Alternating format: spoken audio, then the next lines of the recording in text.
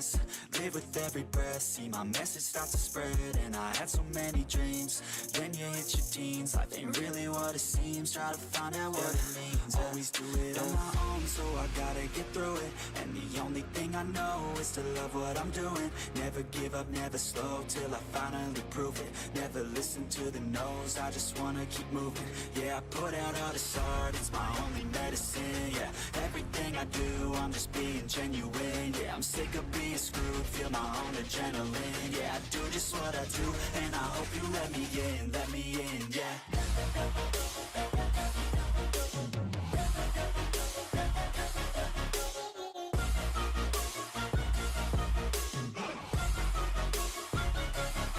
I'm grateful, oh yeah, able, oh yeah, I'm stable, oh yeah, no label, oh yeah, you know me, I have only a path, I'm lonely, but damn, I'm going to win. I don't want no fake love, I want the real stuff. Everybody listen up, cause I'll only say it once. I'm gonna show you all the path, if you want it bad. I'm gonna show you where it's at, yeah, how you can get it back. Yeah, cause I ain't never done, I'll be number one. Working hella hard until I get just what I want, yeah. Rises like the sun, yeah, fatal like a gun. Shooters gonna shoot and I'm gonna shoot until I won, yeah. Always do it on my own, so I gotta get through it. And the only thing I know is to love what I'm doing. Never get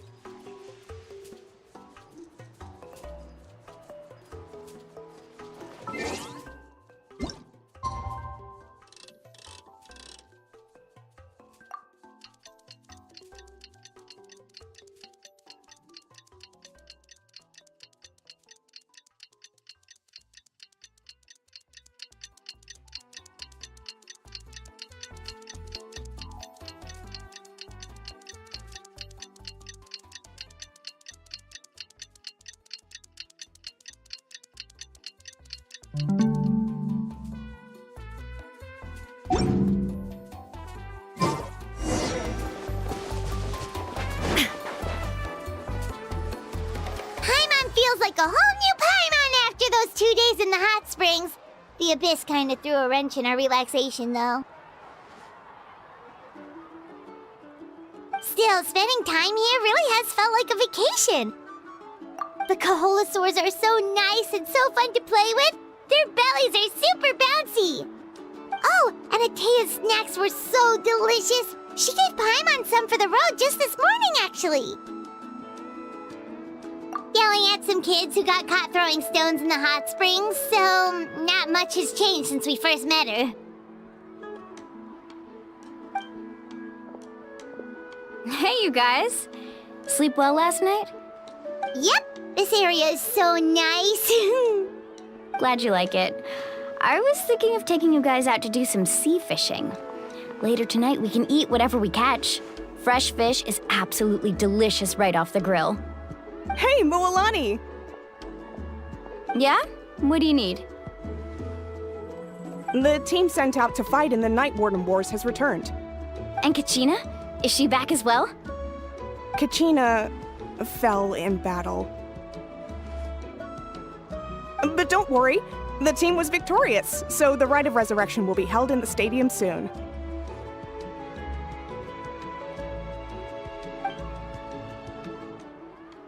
That's a relief.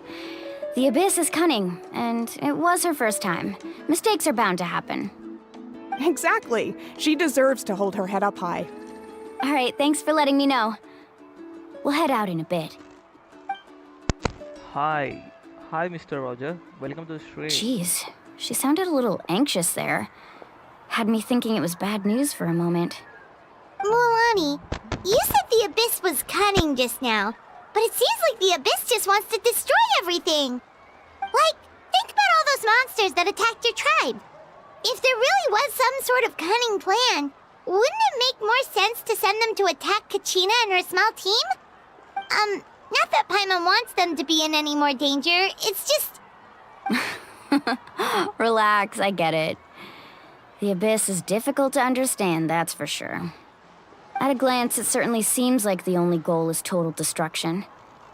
The Abyss isn't a living entity after all, so what capacity for logic or planning could it possibly possess? But through our long history of fighting the Abyss, we've realized things aren't quite so simple. 500 years ago, the Abyss invaded Teyvat. You know about that, right? That's right. Khaenri'ah suffered greatly during that time. But so did every other nation in Teyvat. And Natlan was the worst affected of all. It took the combined efforts of the then Pyro Archon and heroes from every tribe to finally repel the Abyss.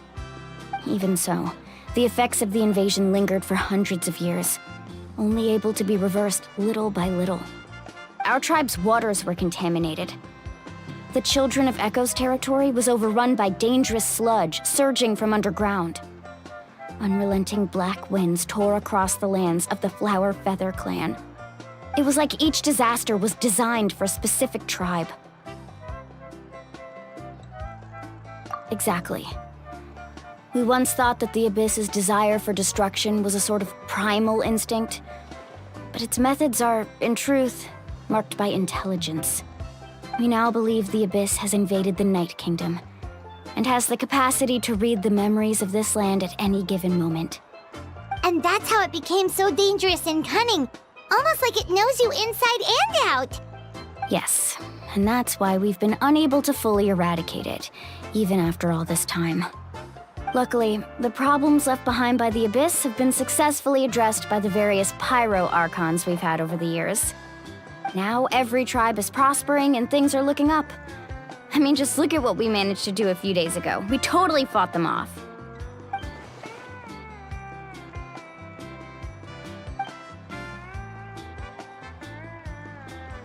You must have had to sacrifice a lot to get to this point.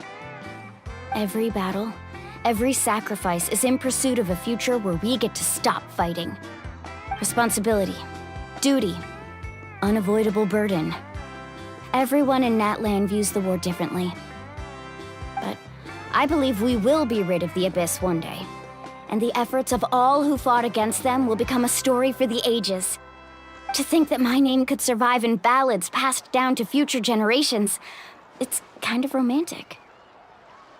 Everyone has something that drives them forward, you know?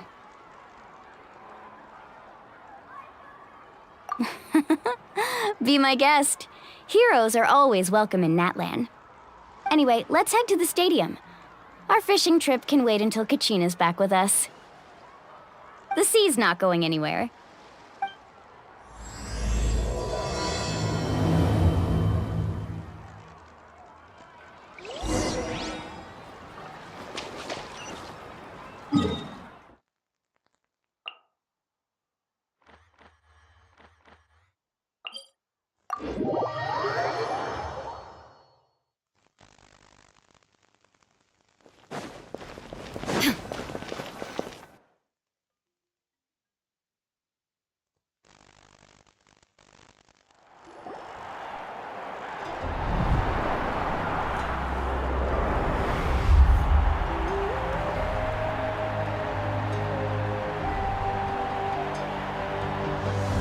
Whoa, this place is packed already.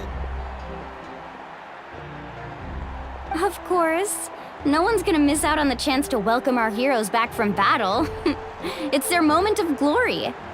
Kachina's gonna be so flustered. She's never had this many eyes on her before.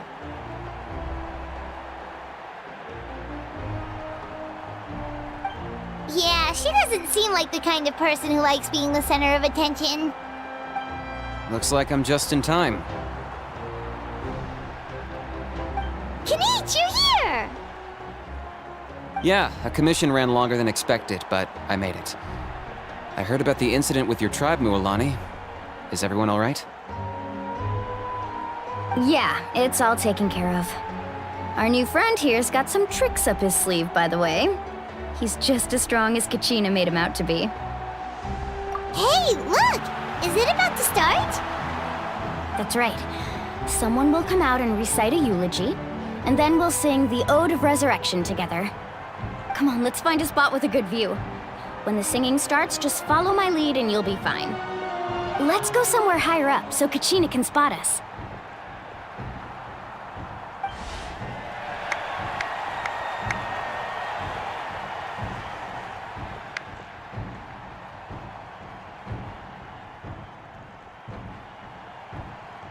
Warriors of Natlan, heed the call of life.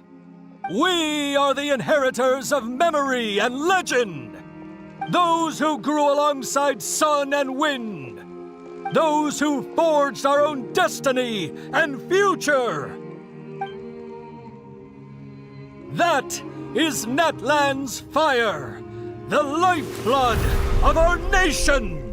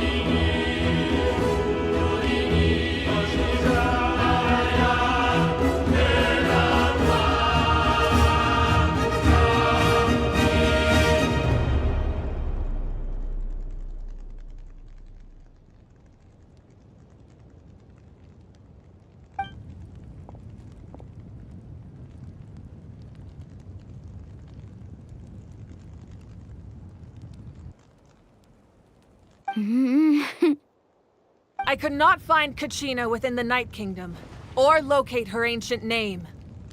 What? What does that even mean?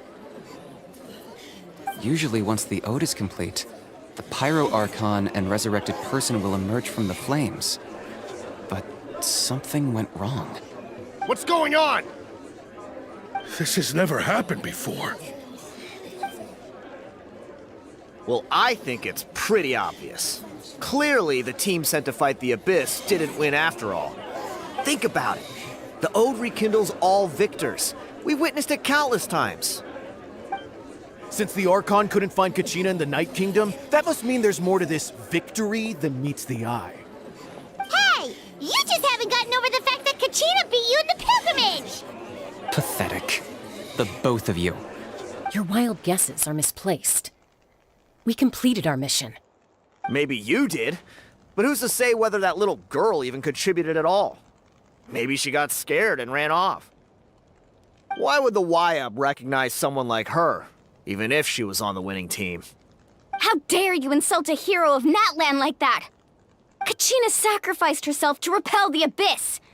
She doesn't deserve to be subjected to your vile rumors when she's not even here to defend herself. Calm down, Mualani. There's no point arguing with the likes of them. I can't just sit here and let them slander her like that. To insult a hero of Natlan, the person actually has to be a hero. You... Think about it, everyone. Who do you think is really at fault here? A girl who never should have even gone to war? Or the great Pyro Archon? Why would the rules of our nation suddenly stop working? That's true. If she wasn't revived, it must mean she failed to achieve victory. Maybe the Wyab interpret victory in different ways? I mean, that girl didn't look all that strong to me.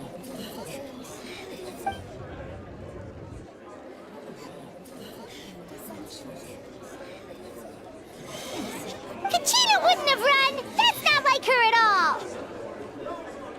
No, she's been waiting for this moment for too long. No matter how daunting the situation, no matter how scared she might feel, she's always the first person to stand up and face it head on. We don't even know what happened, so don't you dare try to use this as an excuse to vent your anger or slander her reputation. Fine. We'll find out what happens soon enough. Then, we'll see who truly deserves glory. That's enough. There is no doubt about today's victory, or Kachina's part in it. She is a hero worthy of our admiration and celebration. However, the failure of today's ceremony is undeniable. Kachina has not been rekindled, and I offer you all my deepest apologies as I continue to investigate this matter. To prevent further casualties, I have decided to suspend the pilgrimage until this matter is resolved. What? No one is all-knowing. No one is infallible, not even myself. But doubt is a means by which we seek the truth, not a weapon we wield against others. I didn't mean it that way, Archon. I just... If there are things you wish to clarify, then ask me directly. Doubt my answer if you wish. But now's your chance. You have concerns? State them. No, of course not. Even though I have said nothing to change your mind, then it would seem the truth never mattered to you at all. That guy doesn't even have the courage to answer the Pyro Archon's question. So much for all that glory talk earlier. I have a question, Archon. My friend Kachina. Do you have any idea where she is? It's extremely important to me. I know you said you were investigating the situation, but I'm sorry, that's not enough. I've already shared everything I know. If you want to learn the truth and rescue your friend sooner, you should join the investigation. So, what do you say? Of course I'll join. In that case, come see me in the speaker's chamber. We should join them. Oh, and if it's not too much trouble, could you drop by as well, Traveler? I'd like to have a chat. Rest assured, everyone, I'll keep the tribal chiefs informed on the progress of the investigation. Once again, I apologize for the outcome of this ceremony. If there are no further questions, let's part for now. Did she just ask us to come along? I believe she did. Let's go. I'd like to know what's going on myself.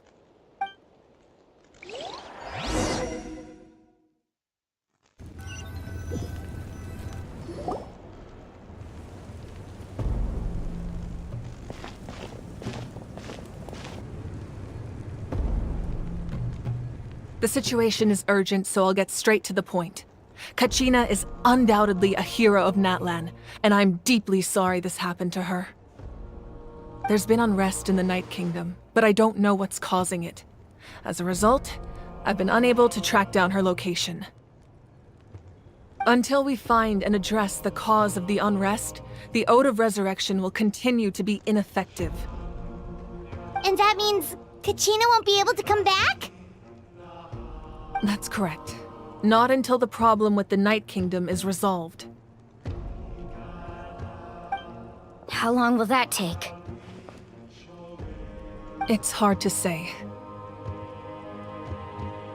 Kachina always dreamed of fighting the Abyss, of doing her part to defend Natlan. She wasn't afraid of death because she knew, if it came down to it, the Pyro Archon would be there to bring her back to life. Whenever we sat down together, exhausted from training, she would always hum the Ode of Resurrection. She was supposed to come back to us. We were supposed to hug her and celebrate with her and share her joy. We supported her every step of the way, but what are we supposed to do now? Sit peacefully and wait for her return? Lose ourselves in grief over her death? Tell me, are we her friends? Or her murderers? That's not fair, Mualani. It's all right. I understand your rage and your grief.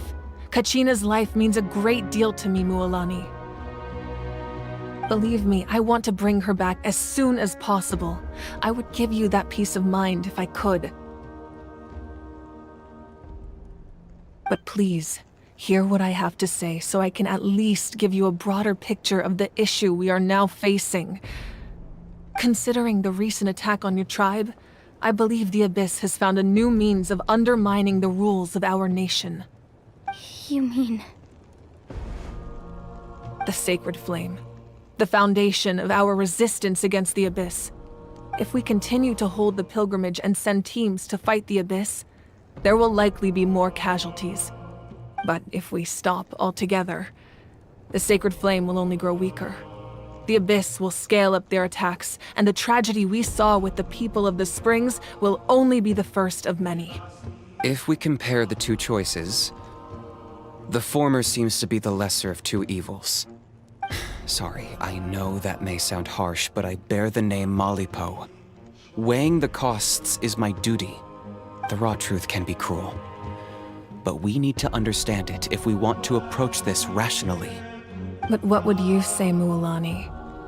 This is personal for you. And unlike Kanich, I dare say it's not a simple case of weighing up which course of action is less painful, is it? No. I can't choose between them, and I don't want to. Saying that one is preferable over the other is disrespectful to the people who suffered. You're saying it doesn't matter whether I suspend the pilgrimage. The consequences will be equally painful. Yes. What happened to Kachina breaks my heart. But I couldn't bring myself to sacrifice other people for her sake. And that is the crux of the problem. It's not simply a matter of choosing the lesser of two evils. Either way, there will be people who suffer. And the end result will be the same. Belief in the pilgrimage will waver. Once doubt has crept in, the people will no longer unite in battle against the Abyss. And that is exactly what the Abyss wants. Their ultimate goal isn't to break the rules that make the Ode of Resurrection work. It's to destroy the people's faith in them. To prevent what happened to Kachina from happening to anyone else, we need to suspend the pilgrimage. So that is my current plan. And in the meantime, I've made efforts to strengthen each tribe's defenses. Then, we have to find another way of strengthening the Sacred Flame to keep the Abyss at bay. This won't be easy. I'll need time to figure out the best approach. I understand your anger, Mualani, but I hope that provided some clarity at least. Wow. Hyman thought things were gonna get heated for a second, but the Pyro Archon took the time to explain everything so patiently. I owe you an apology, Archon. I let myself get carried away earlier, and I'm sorry. You're right. We need to focus on finding solutions. We could always hold the pilgrimage without sending a team to fight in the Night Warden Wars. That way, we would still be able to fuel the Sacred Flame. I've considered that, but the two events have nearly always been linked. Without the chance to fight the Abyss, pilgrimage rankings lose their prestige, and competitor numbers will drop. With fewer participants, the amount of contending fire produced will decrease, and the vicious cycle will continue indefinitely. So, essentially, the Abyss is taking Kachina hostage.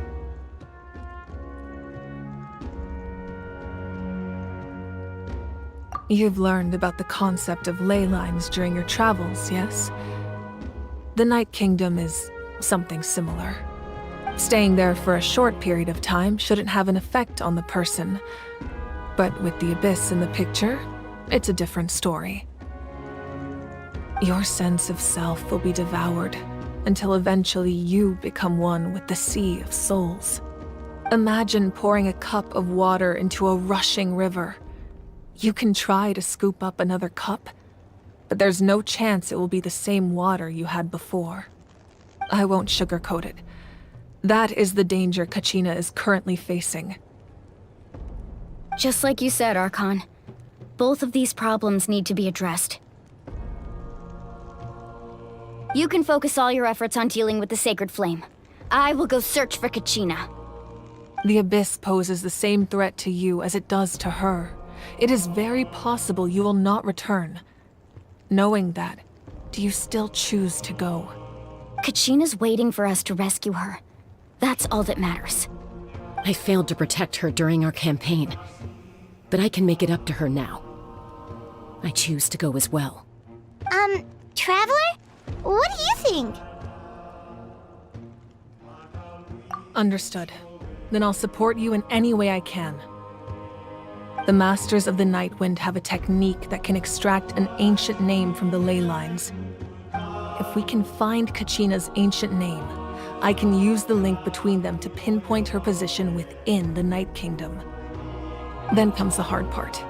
You need to visit the Night Kingdom in person and rescue her. But isn't the Night Kingdom a land of souls? Can we even go there? Under normal circumstances, only the consciousness can enter. But there is a way to go there in person. However, know that the Night Kingdom will attempt to repel you, and the Abyss certainly won't leave you be. That's fine by me. Same here. Fighting the Abyss is nothing new for me. So, Paimon's the only one who's scared? Well, if you're going, Traveler, Paimon's going too. Citlali of the Masters of the Nightwind once created an artifact that can be used to communicate with the Wayab. We call it the Spirit Speaker Stone. It was originally used as a ceremonial artifact wielded by the tribal chiefs, but that spiritual quality also means it can be used to search for an ancient name. That was the artifact I delivered to the Scions of the Canopy a few days ago. Didn't think I'd be hearing about it again so soon. Thank you so much for your help, everyone. Your thanks are unnecessary. I will offer you whatever aid I can, but your fellowship and courage are what will truly decide the success of this operation.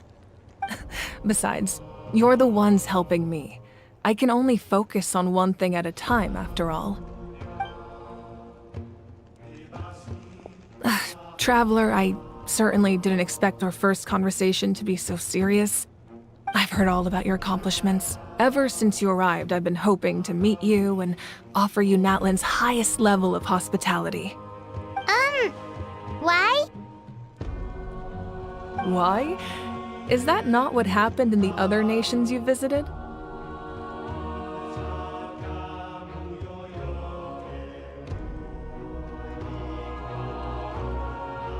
Yeah, things were pretty complicated at the start. And, in the middle. But our reputation's solid nowadays. That's more like it. After all, I've heard you're someone who transcends fate. Perhaps even more than you can imagine. But we can talk about that some other time. Ideally, this would be the perfect night for a drink and some musical ambiance. But there are important things to be done. Oh, I almost forgot. Atea was wounded in the fight against the Abyss. She wanted us to give this to you. It embodies fond memories and my strength of will. That's what she asked us to tell you. She said you'd know what that means. I didn't think this day would come so soon. The flames of her life force. I can feel them flowing within the talisman. If things were different, the two of us could have enjoyed the hot springs together while she gave this to me in person. We're supposed to be hot spring buddies after all. But don't worry. This talisman means a great deal to me. I'll take good care of it, and once this is all over, I'll pay Atea a visit.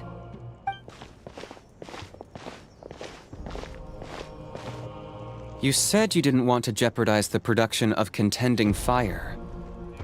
But that's not at all why you decided to suspend the pilgrimage, is it?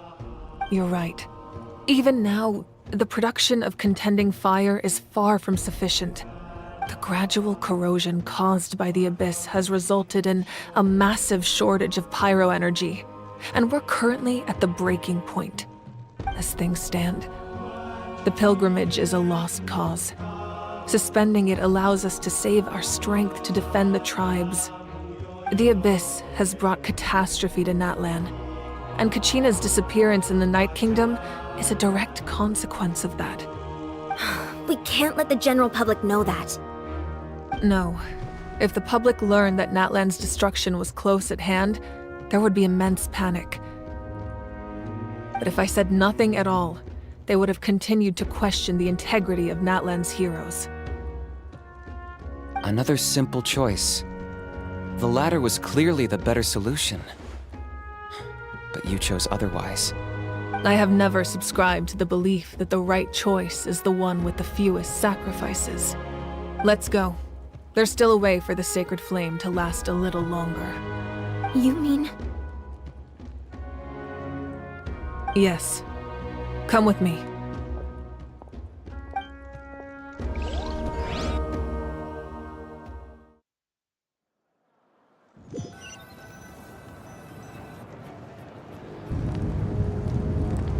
The sacred flame must never go out. Not only does it strike fear in the abyss, but it's also the pillar of Natlan's stability. So until our heroes are ready, I will sacrifice my power to keep it burning. But that can only last so long. I think we should focus on the remaining ancient name bearers. Don't let desperation cloud your judgment.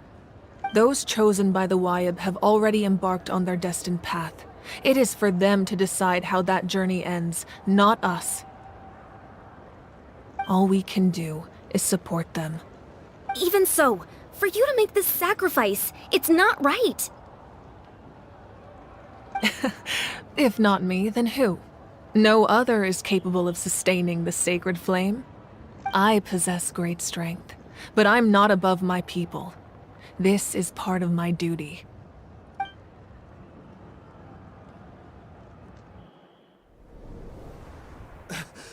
Archon, it's the Fatui!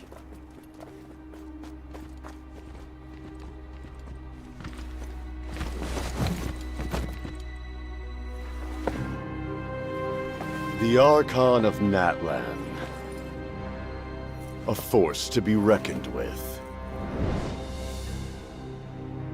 The secret of the ley lines is no secret to me. Long have they been destined for ruin. And since the oath made 5 centuries ago remains unfulfilled, what use is the Gnosis in your hands? I don't know what you mean. But it sounds like this is about more than the Tsaritsa. In times of crisis, someone must pick up the mantle of salvation. Your plan has reached an impasse, and now it falls to me to create new rules for Natlan. But before the dawn of a new age, the old must be destroyed.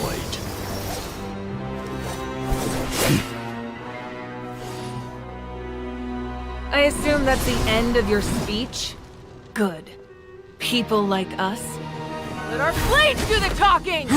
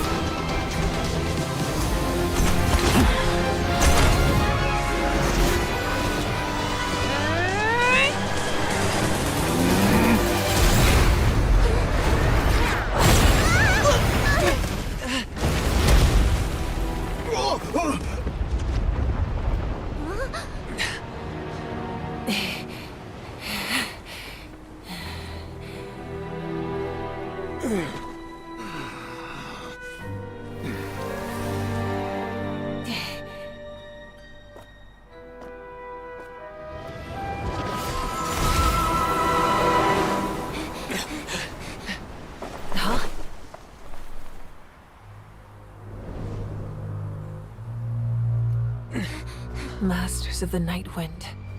Send word. The captain and his followers must be apprehended.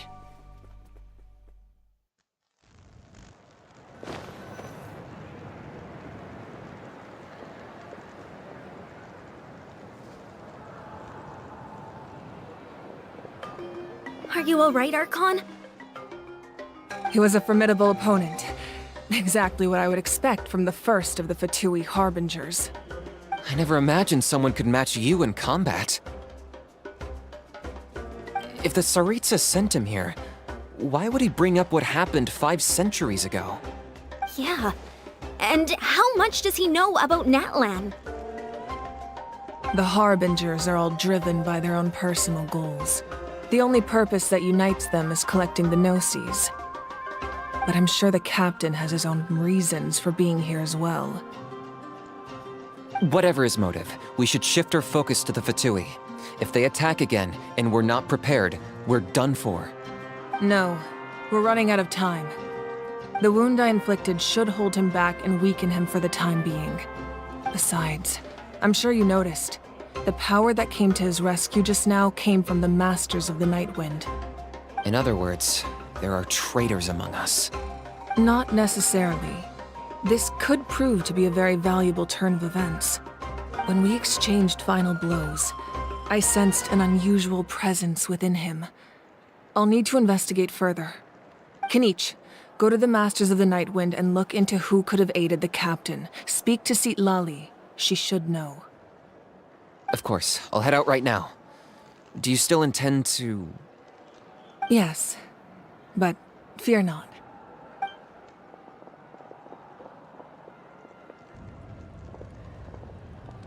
Natlan's strength has never rested solely in its Archon.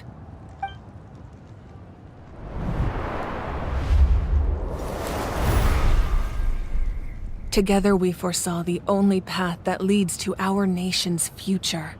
We must trust in that vision now.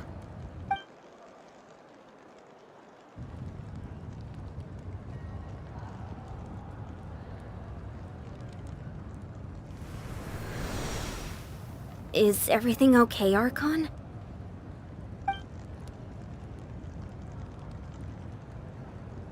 Completely fine. Just lamenting the fact that I never got a picture when I could still turn my hair into flames. Too late now. I just hope the others have a safe journey.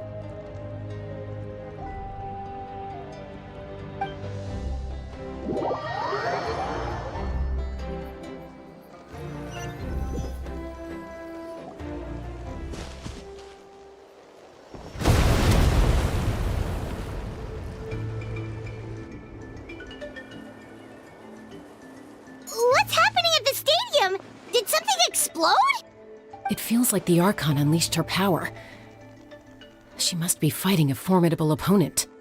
Should we go back and check what's going on? Have faith in the Archon. She wouldn't lose in a one-on-one confrontation.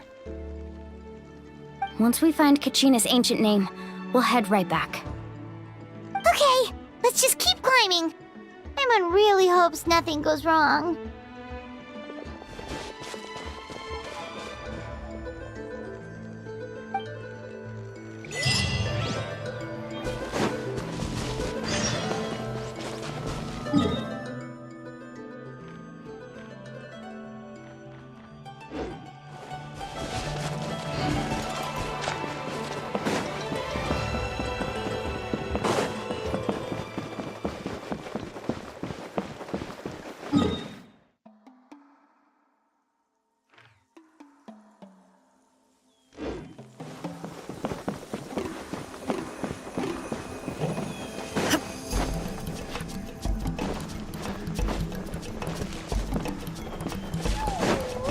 What can you tell us about the Scions of the Canopy?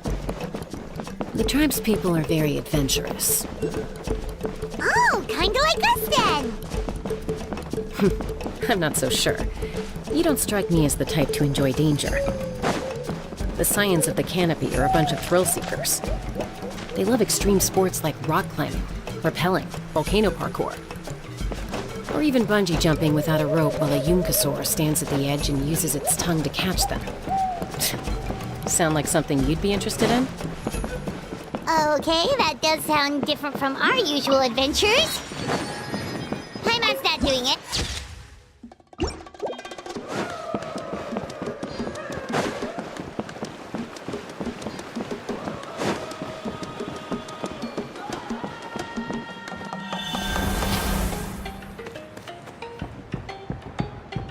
That's Waina, the tribal chief. Let's head over to him.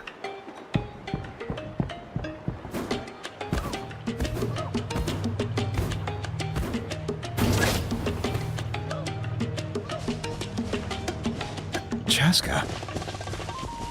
Nice to see you again, Waina. I'm afraid we don't have time for pleasantries, so I'll get right to it. We're here for the Spirit Speaker Stone. Whoa, hold on a second. At least tell me why you need it first. My friend Kachina is trapped within the Night Kingdom. We need the stone to find her ancient name and rescue her. Rescue her? From the Night Kingdom? That's right. I'm sorry, but someone needs to tell you what you don't want to hear. Going there, a mature warrior would never make such a foolish decision.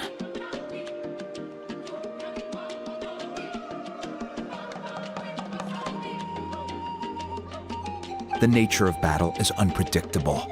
You never know how it's going to end. Losing a friend is tragic, but when that happens, the best thing you can do is focus on how to prevent further casualties. I appreciate what you're trying to say, Chief Waina. But if the price of maturity is abandoning a friend in need, I'll choose foolishness any day. If Kachina's still holding on, then so will I. I thought you might say that. Is something wrong, Waina? This doesn't seem like you. Life isn't complete without taking risks. That's always been your mantra. It's nothing. The Night Kingdom is a dangerous place.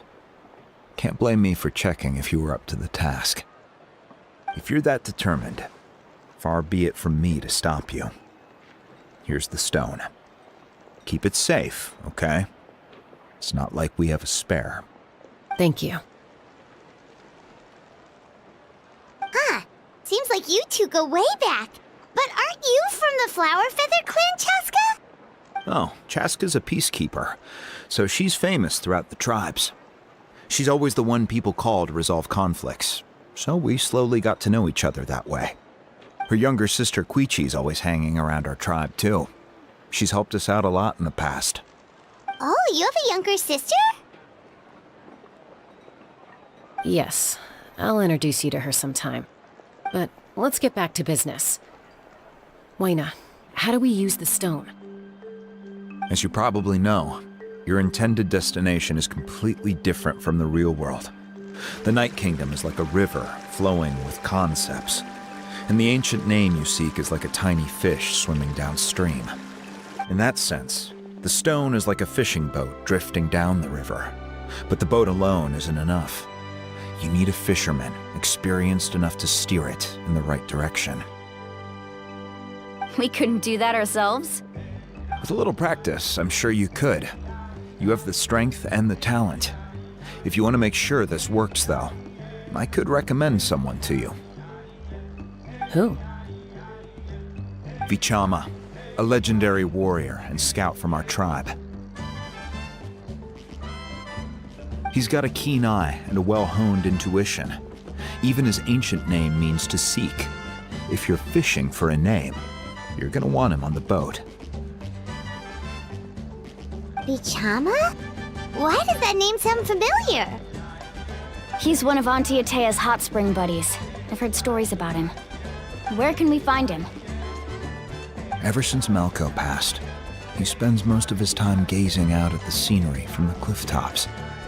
Follow the path that way. and I'm sure you'll find him. Thank you. We'll go look for him there. Good luck. I hope everything goes well.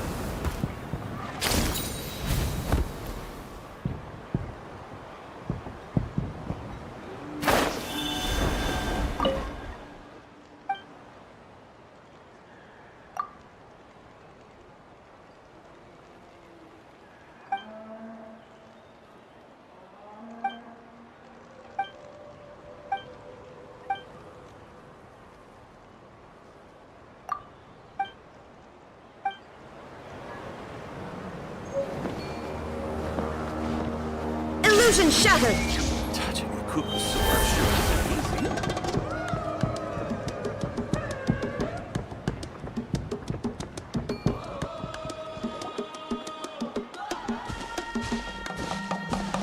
Someone admiring the scenery from the cliff tops. Ah! That must be him! Hello there, are you Vichama? That's me. Did you need something?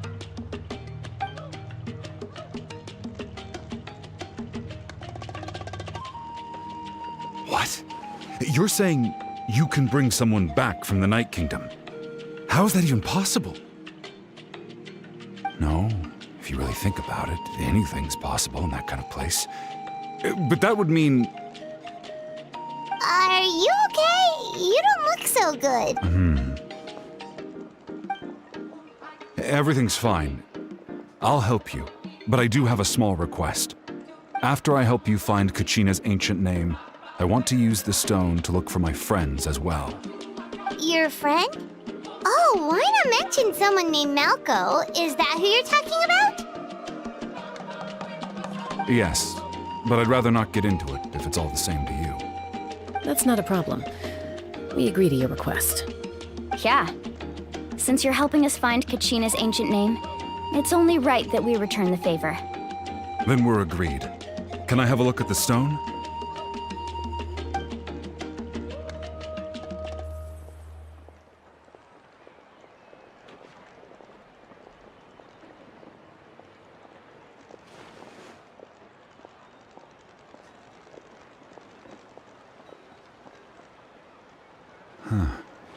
I see.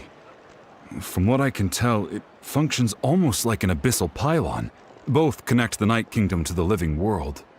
Once the connection is established, the abyss will come surging through the opening like a predator honing in on the scent of blood. So we have to be sure not to use it in a tribal settlement.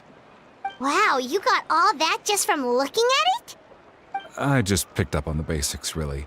I still have no idea why it works. You said someone named Citlali invented this. They must be a genius. I'll go find an open area and start setting things up. In the meantime, I need you to get 2 things for me. We'll go right away. What do you need? First, I'll need some hook ropes. Pretty much every store around here carries them, so no need to go anywhere special.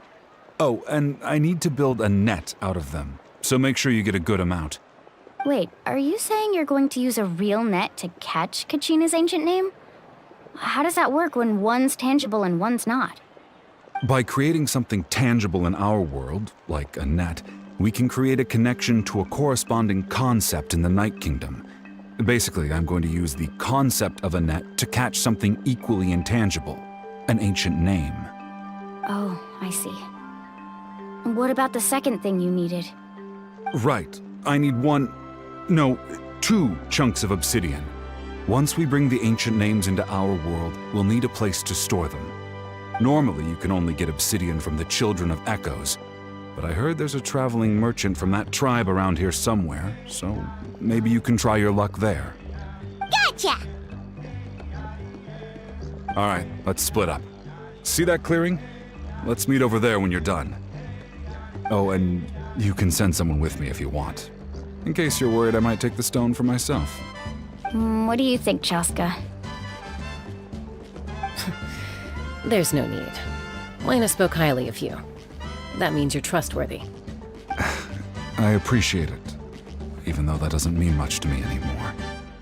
Anyway, it'll take some time to set everything up, so no need to rush. I'll see you in a bit.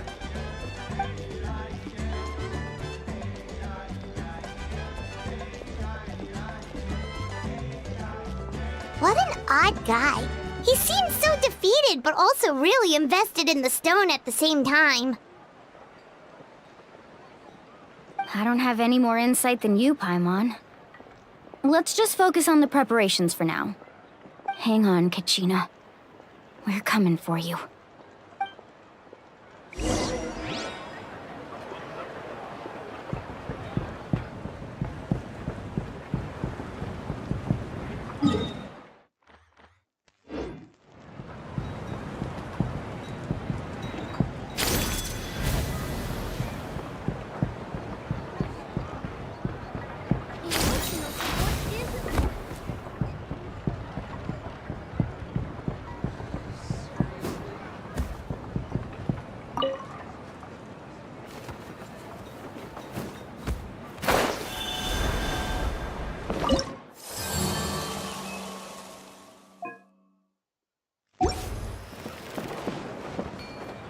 Shine down!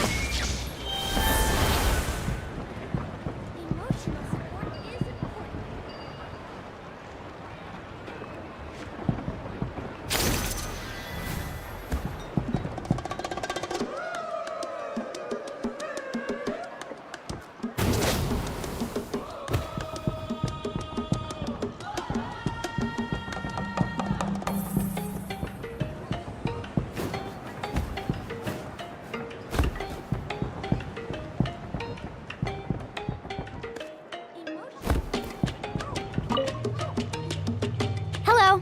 Do you have any hook ropes for sale? Hook ropes? As in rock climbing equipment?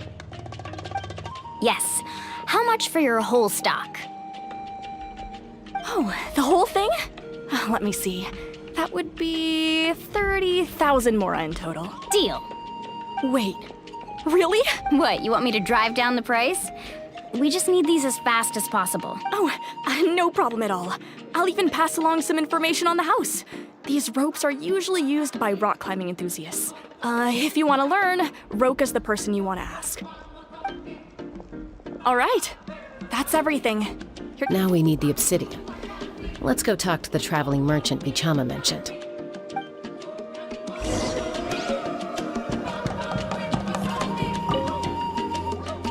Excuse me, do you sell obsidian? Why, yes. I've got a chunk for sale right over there. Perfect. Is that the only one, though? That might be tough. Tell you what, I'll take a look through these boxes over here and we'll see. Thank you so much. We'll wait here.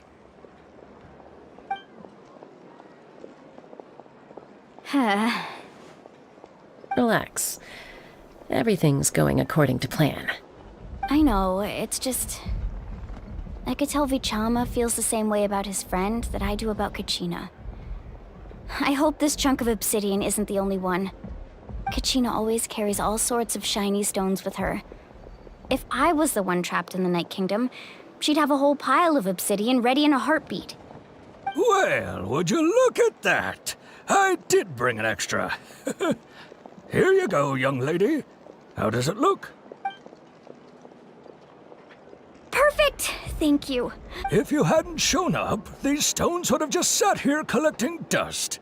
I'll take 3,000 mora for both. Here you go. By the way, I heard you mention Vichama just now.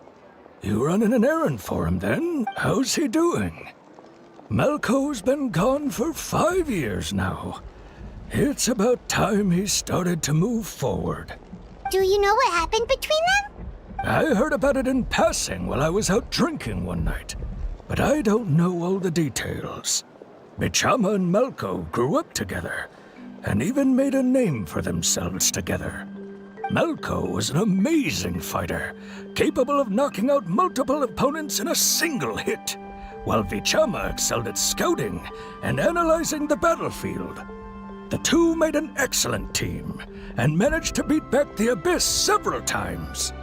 5 years ago, they both emerged triumphant in the pilgrimage and were placed on the same team to fight the Abyss. But on the eve of battle, the Abyss launched an attack on their tribe, and Vichama suffered an injury to his leg while attempting to rescue someone. Then what happened?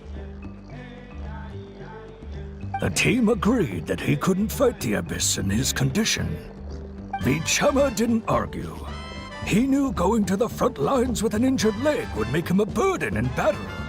So they raised the issue with the Pyro Archon, and she agreed to let him stay behind. It's just, Malko and the others ended up facing hordes of abyssal monsters in numbers that far exceeded anyone's expectations. The team made an error in judgment, and they fell to the onslaught. Vichama went into a deep depression after that. He blames himself for everything. Oh, you're not wrong. But it's possible he chooses to blame himself. Not because he did something wrong, but because he wasn't able to do anything at all. I've tried convincing him to move forward, to stop dwelling on the past. But the shadow of Malko's death hangs over him still. The Abyss has caused so much suffering, and some wounds never heal. I wish there was something he could do to make himself feel better. But anyway, that's the gist of it. Maybe you could help him talk things through sometime. I would really appreciate it.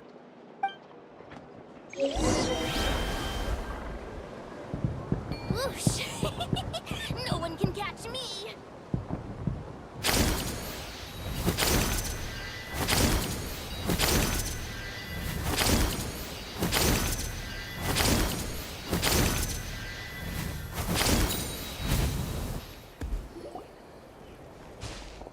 Did you get everything? Yep, it's all here. When do we start? I've made all the necessary adjustments, so we're good to go. As agreed, I'll help you find Kachina's ancient name, and then you return the favor. Go ahead.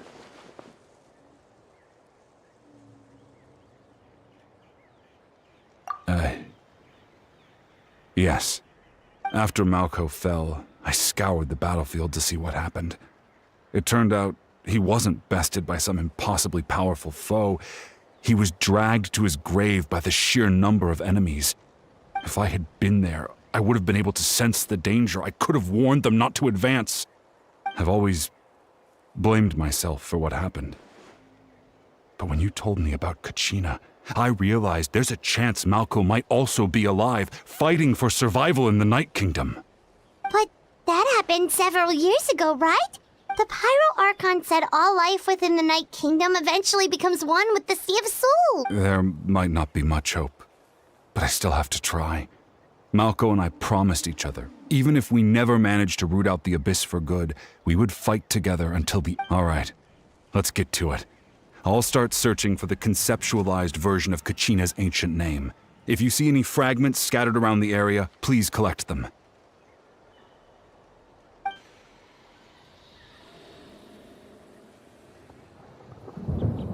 Make sure you prepare yourselves for battle.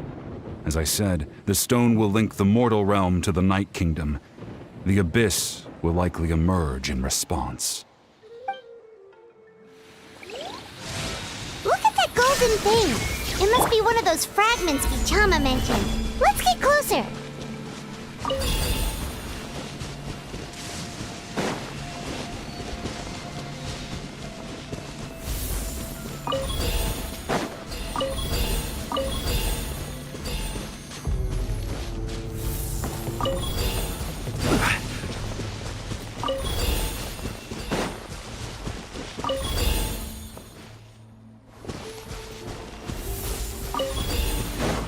Whoa, monsters incoming! Watch out, everyone!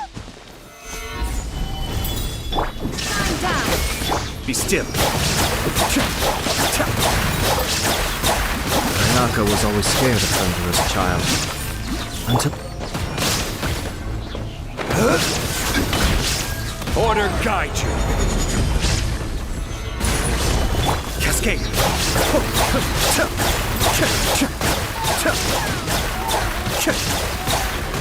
Kamisato! Sweet! Teamwork is dreamwork! Let's lock! Stabilize. I will have order.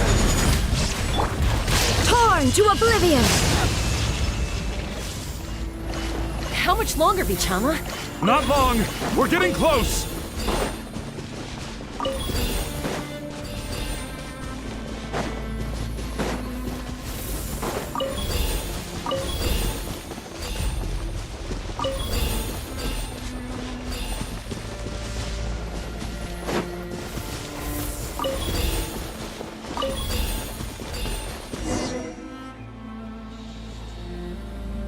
Vichama!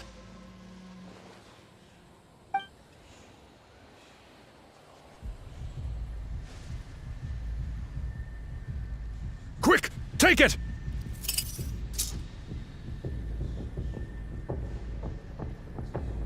I found Kachina's ancient name. Hang in there, Malko. Just a little longer. Something's not right. The power of the Abyss is getting stronger. The Abyss is corroding his body! Vichama, you can't keep going, you'll die! I should have died 5 years ago. I just need a little more time. Please, I'm almost there. Thank you.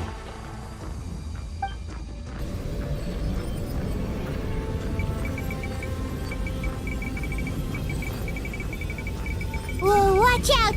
The power of the Abyss is strong!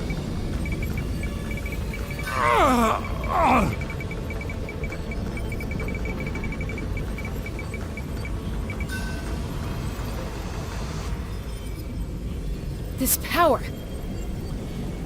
Hanging in there? Malko. No! Why can't I find him? Why? We can't wait any longer. Pull him away from the stone, Mualani. I already tried, but the power of the Abyss has him in a chokehold. It's like he's tied to the stone with an invisible rope. In that case, we have no choice. I'm sorry. Get back! Chaska, wait!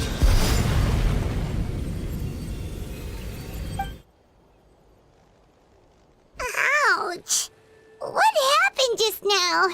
It looked like the spirit— The stone's power was spiraling out of control. The only way to stop it was to destroy it.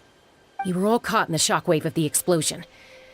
You might feel dizzy for a while, but that's normal. Give us a heads up next time, will you? You're lucky we managed to dodge it in time. I thought I said to get back. Yeah, barely a second before you made it go poof. Not everyone has your reflexes, Chaska. We were this close to getting dragged into the explosion. Okay, I'll be more careful next time. At least Kachina's ancient name is still in one piece. Wait, where's Vichama? Vichama! Vichama! I couldn't find Malko's ancient name. It must be completely gone by now. Once your ancient name disappears, there's no coming back. From the very beginning, I knew there was a slim chance, but still. And now... it's too late to save him. From the minute he left that day, it was already too late. Vichama. I'm sure he's heard enough condolences over the years. Let's just give him some space. Huh? What's that in your hands, Vichama? It looks like something's glowing! Huh? This is...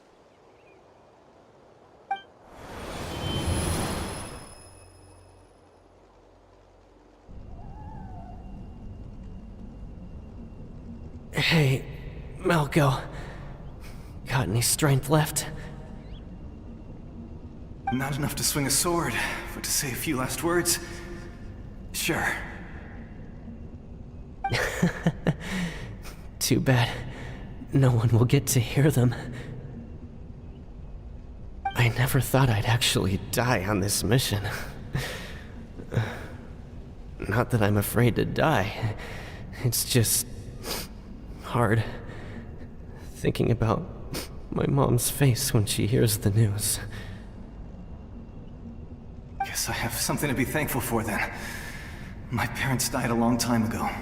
They won't have to mourn me.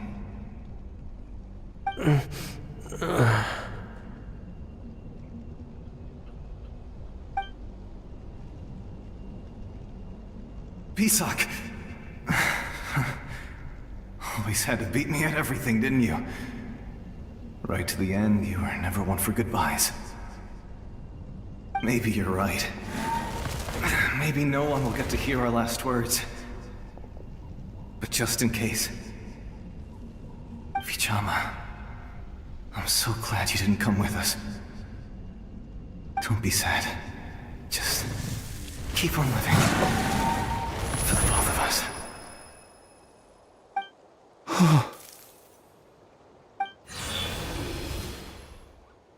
Was that a memory?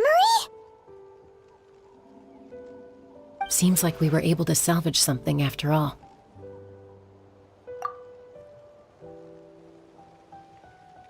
Of course. Seeing him, hearing his voice again, it makes me unbelievably happy. But it also brings with it an even deeper pain. A deeper pain? Why? Malko was always the type to put on a brave face. But in that memory just now, his hands were shaking, and his smile was forced.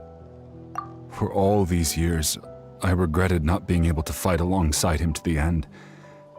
And now I know, at the end of his life, he was thinking the same thing. Vichama. I'm fine. Actually, I heard Chief Wyna wasn't really on board with your plan to go to the Night Kingdom. When you asked for my help, I hesitated too. I knew helping you find your friend's ancient name meant leading you one step closer to danger, but I also understood why you had to try. Everyone has regrets in life, but not everyone gets the chance to make up for them.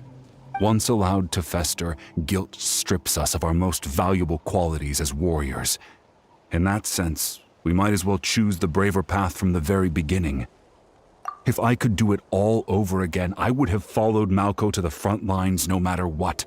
Even with an injured leg, there were still things I could have done.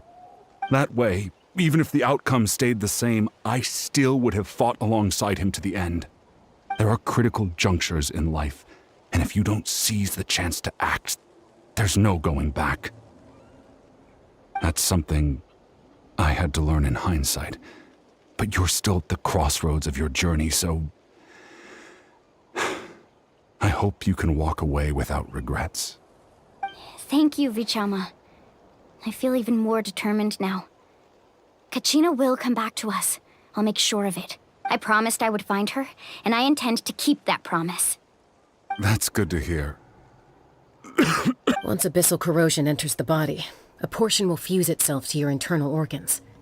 Even though the Traveler possesses powers of purification, the corrosion can never be fully eradicated. Thanks to him, though, you were only briefly exposed. Slowing your breathing and controlling your emotions should help you keep the symptoms in check.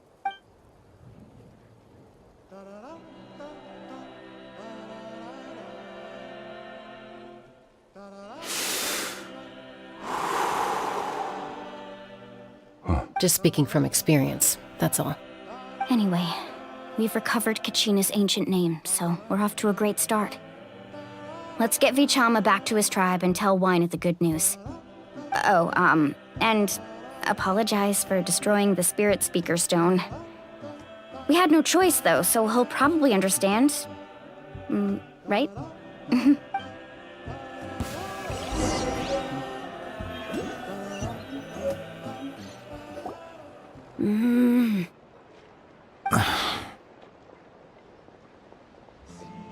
Koichi, are you really gonna just stand there like that? I don't know what you want from me. I think you know exactly what I'm trying to say, Uncle Wyna. I can hear it in your voice.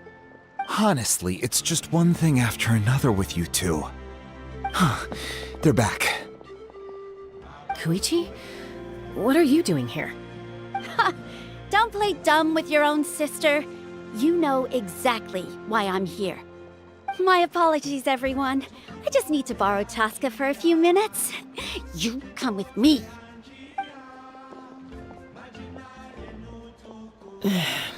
I'll be just a moment. Who is that? Koichi, Chaska's younger sister. Although the two aren't actually related by blood, it's kind of a long story. It's not really my story to tell, but I guess it's not a secret. You see, Chaska was actually raised by cuckoo sores. She was afflicted with a rare disease when she was a child, and abandoned in the wild as a result. The Abyss found her out there, all on her own, and tried to devour her. But in the end, all that did was trigger her will to live. That strength of will pushed her to survive. But it also planted a seed of conflict within her. Eventually, she was adopted by the cuckoo sores. Wherever they went, she followed, getting into fights right and left. For some reason, Paimon can totally imagine that. Well, when Chaska finally returned to human society, it was Koichi's parents who adopted her. At the time, Chaska still had a habit of getting into fights, so Koichi was always taking her around, apologizing to everyone. Ah, I remember those days. One of those fights was definitely with me. But, you know, kids. You're fighting one minute and your friend's the next. Eventually, she found a way to rein in that desire to fight.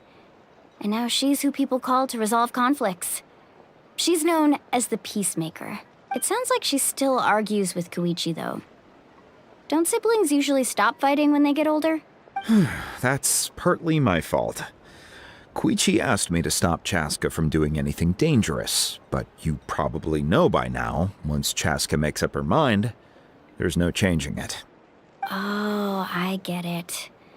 No wonder you tried to talk us out of going to the Night Kingdom. Chaska even said that wasn't like you. I'm all for your adventure. You need to take risks when you're young, because by the time you're my age, you couldn't attempt something like that even if you wanted to. Better try now than live with regrets later. That's what I say. Still, I can understand where Koichi's coming from. In the end, nobody wants to sit back and let a loved one put their life on the line.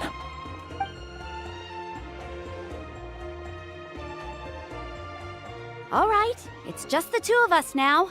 You have 1 minute to explain yourself. I don't have anything to say. You don't have to approve, but you should know I only do what's necessary. That attitude is exactly the problem. It's like you don't care. You try to sneak off to the Night Kingdom behind my back and then play it down as if it's just a trip abroad. Well, technically I am going abroad, right?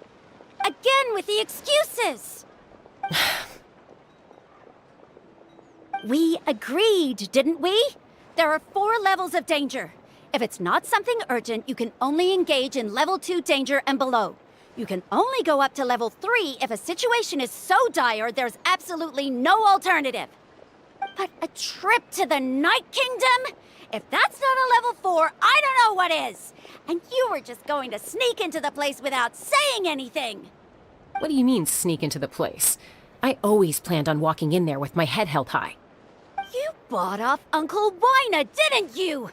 He promised me he'd stop you from doing anything dangerous. Oh, it's like he didn't even try. You feel like he went back on his word. What if I told you my mind was made up, and there was nothing he could have done? Not even by force.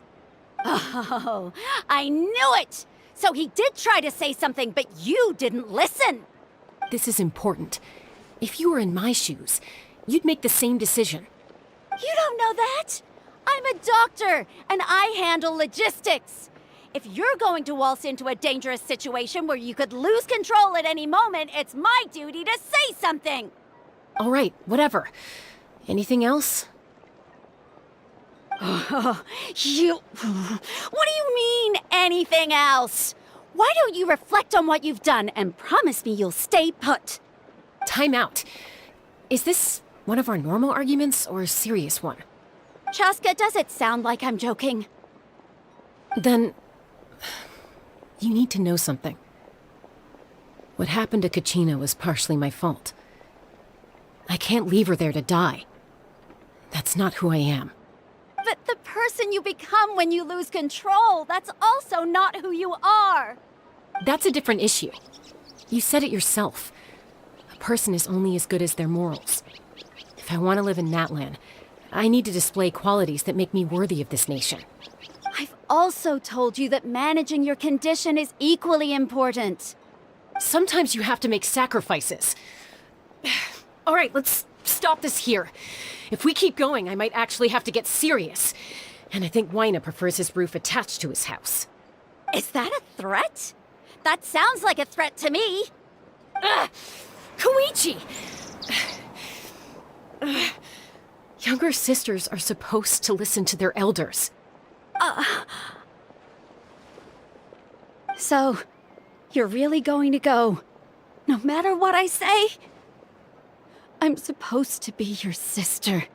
Then support me. I'll be back. All you have to do is wait. Chaska. So, that's it. Why'd you have to turn out to be so darn annoying?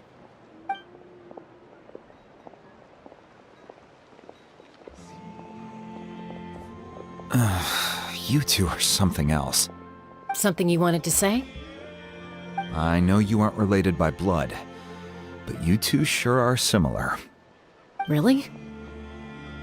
You know, I said that very thing to Koichi not too long ago, and she reacted the exact same. It's not my place to get involved, but I will say this. Try to spend a little more time with your sister. You're tough. Thank you. Anytime. All right. If you're done with the Spirit Speaker Stone, you might as well hand it over. According to Kinich, it's an important ceremonial artifact, so it'd be safer to keep it with me. About that.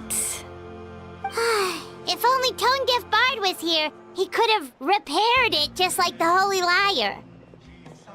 It might be in a few more pieces than you remember. Huh?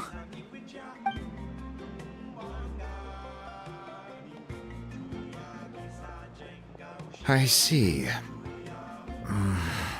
Sounds like it was an urgent situation. If someone's life was on the line, then you had no choice. Still, Citlali's going to be a nightmare to deal with now that you've broken her stuff. I'll explain everything to her later. Stay safe out there in the Night Kingdom, okay? I'll wait here for your safe return.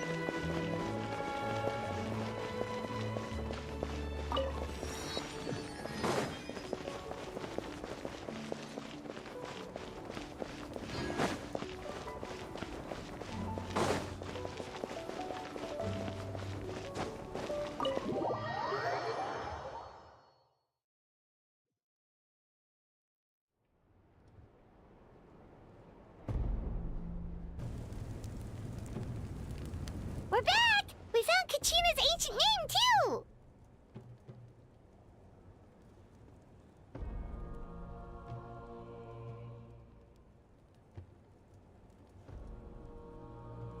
Well, it's fairly complicated. Let me give you the condensed version.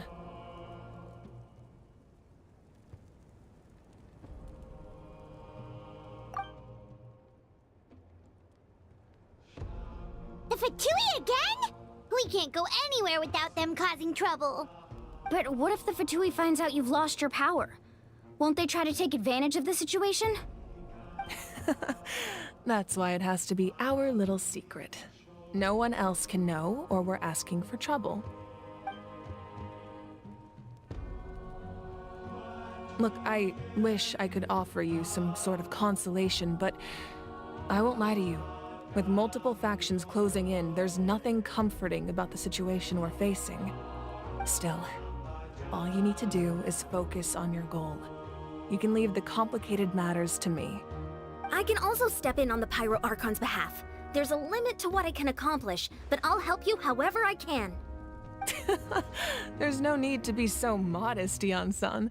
Your incredible strength has long been a well-known fact. You're the pride of your tribe. Archon, I'm sorry about before. You have so much on your plate, so much that you have to worry about. But all I could do was focus on my own feelings. You have nothing to be sorry about. We all get overwhelmed by our emotions, myself included. Your reaction to Kachina's disappearance, I understand that feeling very well.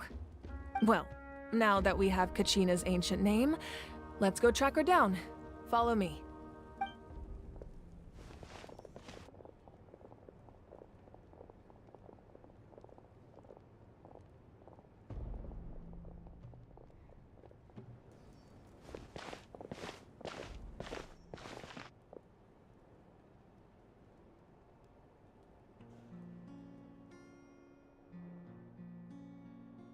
What is this place? Hey, isn't that Atea's talisman? Good eye. This is where I store all the various mementos I've collected. Whoa. I've never seen this place before. There's so many things in here. It looks like there are items from every tribe. Collecting them must have taken a lot of effort. I suppose you could think of it as a hobby of sorts. In Natlan, everyone grows up listening to the stories of heroes, and physical items do a far better job of preserving those stories than our own memory. Now, I still have some preparations to make for the ceremony, so feel free to take a look around in the meantime. If you're curious about an item, I'm more than willing to tell you about its origins. All right, we'll have a look.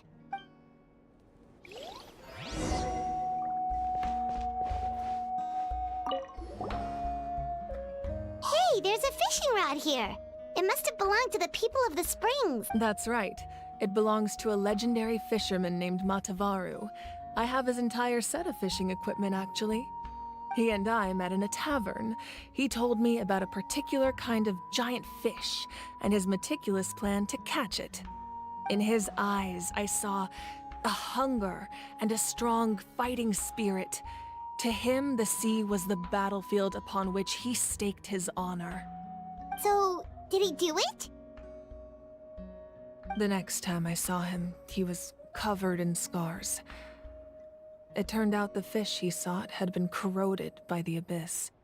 He managed to kill the fish, but sustained a serious injury in the process, which meant he could never go deep-sea fishing again. Can a fisherman claim victory if he fails to bring back his catch? That's what he asked me in the end. Well, Paimon thinks he won. That was my answer as well. The experience was far more valuable than the prize itself. In the end, he didn't want his tools to go to waste, so he gave them to me. Wait, that means you also know how to fish. Maybe we can go head-to-head sometime.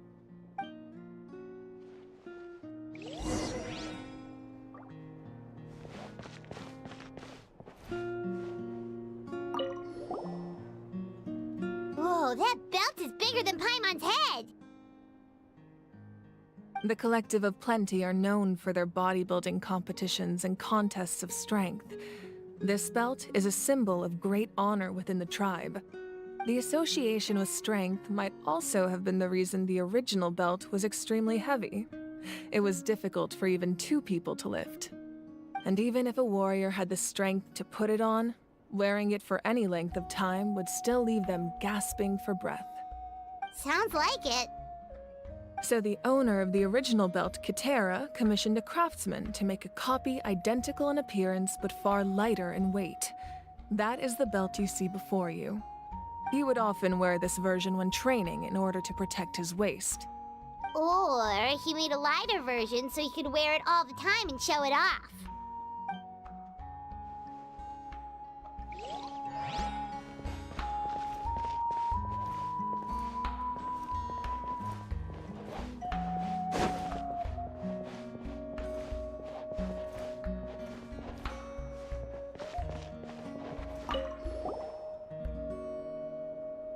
There are so many jars and potions around here. Do they have anything to do with alchemy? No, those belong to the Masters of the Nightwind. They're ceremonial tools used to amplify the ability to communicate with the Night Kingdom and the Wyab. Yamaya is an expert in this field, and she taught me a lot. Even though she appears stoic and serious, she actually has a keen sense of humor. The tools you see here are quite traditional. Her students found them outdated, so she passed them on to me. The contents of the jars aren't all that special. Oh, except the big jar in the middle. That's what she really wanted to give me. Ooh, must be something really cool. What's inside? Grape juice. Huh? It's quite tasty, although probably expired by now.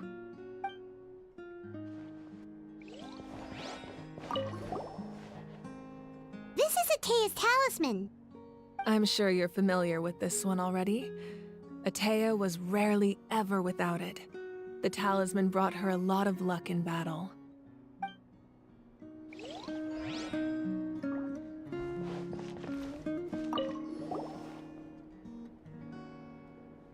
The powder still needs some time to settle, so let's wait a little longer. Well, what do you think of my collection? Do you feel like you have a better understanding of Natlan's? Yeah! If each item represents a different story, seems like Natlan's really been through a lot. Does every item hold a special memory, just like Atea's? That's right. The items in my collection actually serve a similar purpose to the ancient names past. They demonstrate the true shape of time. The shape of time? Most people perceive time as a linear concept, almost like a straight line that can only move forward. We cannot change the past or predict the but there's also a different theory, one that I believe to be closer to the truth. Namely, that the past, present, and future all exist at once. At once? Paimon? Let's say your journey ended right now. Thinking back on your experience in each nation, which one would you say was the most important? Exactly. Even at the end of your journey, the things you experienced along the way don't cease to exist. They become part of who you are. Take out a portion of that journey, and you would likely make very different decisions, and eventually arrive at a very different destination. The future is the same way. It exists even though it has yet to come to pass. We just lack the means to perceive it. Of course, there are those with the power to foresee the future. They simply call it by a different name. Fate. You're quite familiar with that concept, I would imagine. That does kinda make sense. The future hasn't happened, but already exists. Humanity excels at living in the present, but too often we forget the past and neglect while the pilgrimage and the Night Warden Wars lead us to a better future. Only by uniting the people of Natlan across countless eras can we fight back against an enemy as formidable as the Abyss. To come up with such a set of rules, The first Pyro Archon must have possessed a level of insight I can only imagine. That's correct.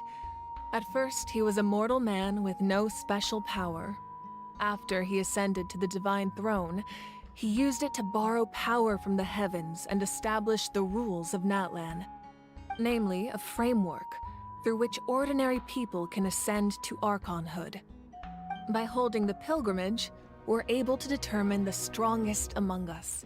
And when that person ascends to the Divine Throne, their inner flame will awaken. In addition, the sacred flame will grant them significant knowledge and memory of this land. After all, that's how I came to know everything I just told you. So, it all comes down to the power of the Divine Throne and the rules. Wait, is that a family portrait? Yes, that's my mother, father, younger sister, and the little saurians we raised. I turned a piece of my dad's leather armor into a canvas and commissioned a famous artist to paint our likeness. Your sister is so cute! It looks like the two of you are really close. Paimon was having a hard time thinking of an Archon as an ordinary person, but seeing this portrait, it kind of makes sense now. It really doesn't look like there was anything special about you before. Oh, wait, is Paimon allowed to say that? A little late for that question, don't you think? Sorry! Paimon's so sorry! Paimon's mouth works faster than her brain sometimes! It's alright. I'd never get upset over something like that. No matter what others may say, my past is a precious part of my identity. I'm forever proud of the life I used to lead. Becoming the Archon doesn't mean you sever ties with your family. The position just comes with a lot of responsibilities, so it impacts how often you get to see them. My father made the most delicious stew, so my sister would often bring me a large pot of his cooking, and we would sit on a blanket and eat it together. One time, we didn't close the door securely, and the saurians we were raising ran into the room and knocked over the entire pot. My sister immediately burst into tears. The two troublemakers were going for the meat, but when they saw my sister's distress, they froze on the spot. I still remember the way they laid there, sulking like a pair of children, even after making such a mess. It was frustrating, but in the end, all I could do was comfort my sister and move on. Wow. Isn't that what being a family is all about? I think about that story a lot, actually. As the Archon, I made a vow to defend this nation, and experiences like that, they remind me exactly what I'm trying to protect. Well, what happened after that? This portrait looks pretty old. Your sister must be all grown up by now, right? I believe she ended up working as an architect and artist. She built many houses and crafted many beautiful works of art. Anyway, that's enough about me. Now that the powder is settled, we can begin. Ian-san, Mulani, Chaska, over here, please.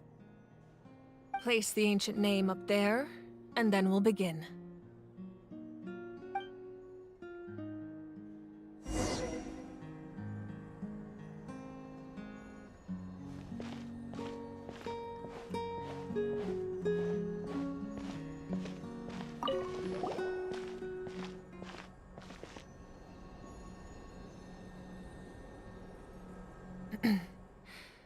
Surely as the echoes of life resound through heaven and earth, so too shall our stories remain eternal.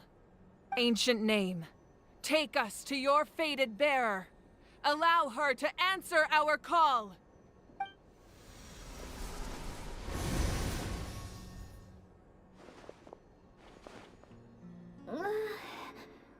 Am I hallucinating again?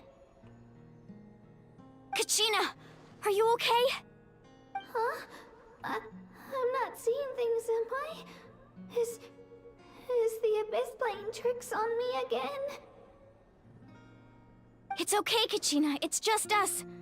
We're trying to find a way to bring you back. Everyone, you have to listen to me.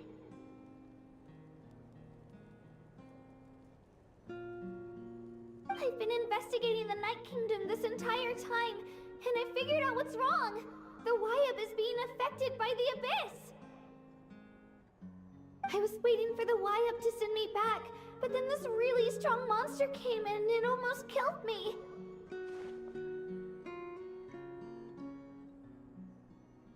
The Wyab saved me, even though its power is weakening, so I've been hiding from the monsters while trying to find a way to help.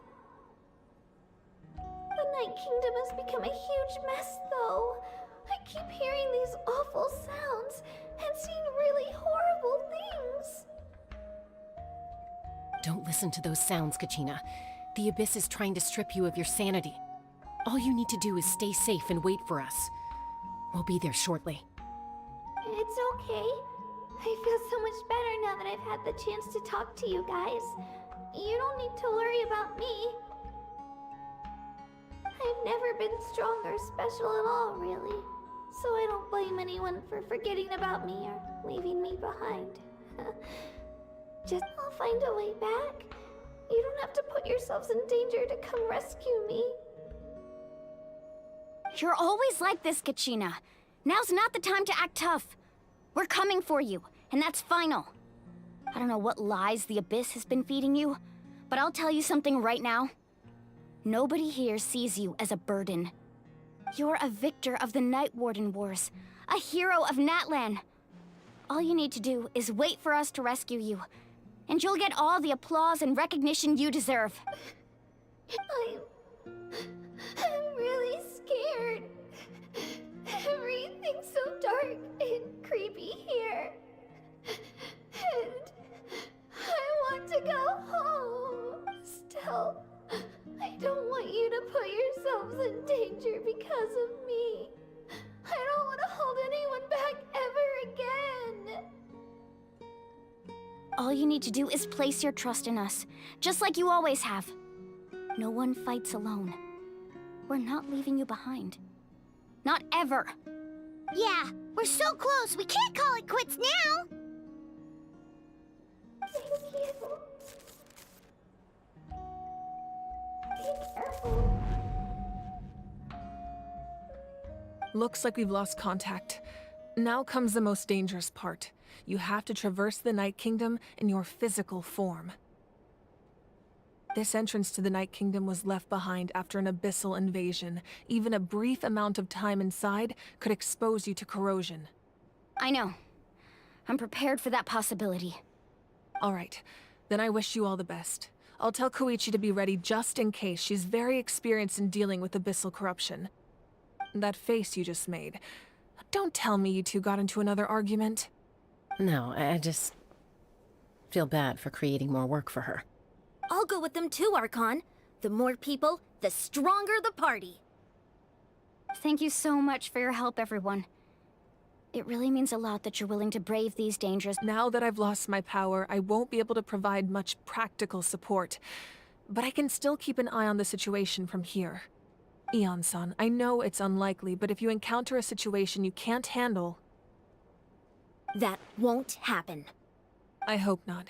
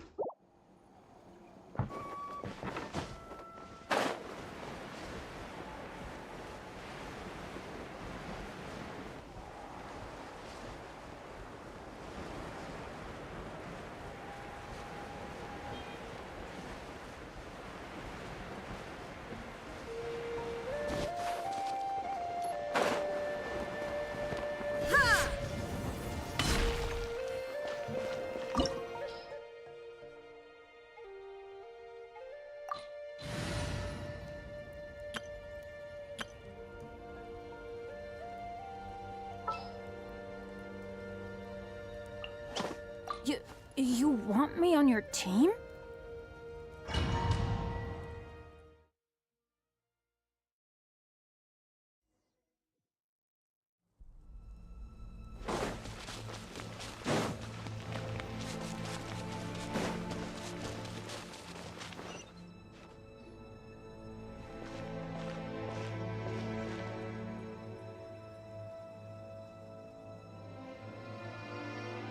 So we're underneath Natlan right now? It looks nothing like Paimon was imagining. That's because in the distant past, Natlan was home to an incredibly advanced civilization ruled by dragons. Humans only established their own society after the fall of the dragons. So these are Saurian ruins? Wait, you mean like the Elemental Sovereigns? They had their own advanced civilization? Yes, a really long time ago. Very few records have survived until now, so no one really knows what the devices here are for. These ruins have been abandoned for a long time, but with the recent increase in Abyss activity, the installations around here have somehow been activated again. So what you're saying is, we're not in for an easy trip to the Night Kingdom. No. It's going to be obstacle after obstacle from here on out.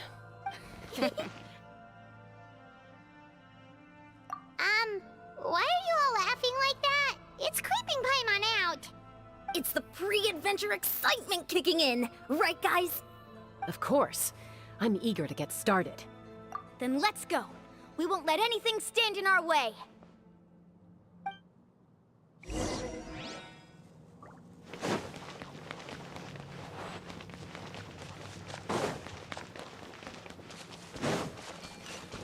Seems like the road ends here. How should we get across? As a professional trainer, I think you could stand to build up your endurance, Paimon. Professional trainer? Paimon thought you were a warrior from the Collective of Planning. Well, that goes without saying. But I actually work as a sports coach. I provide Those guys look familiar. We've fought them before. Let's go. Show no mercy.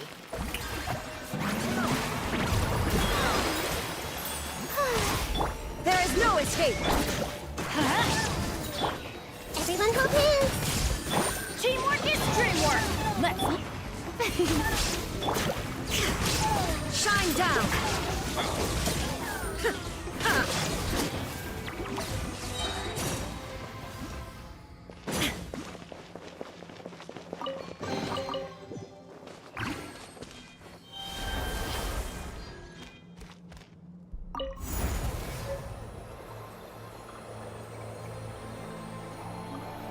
Whoa, the place we need to go seems really high up.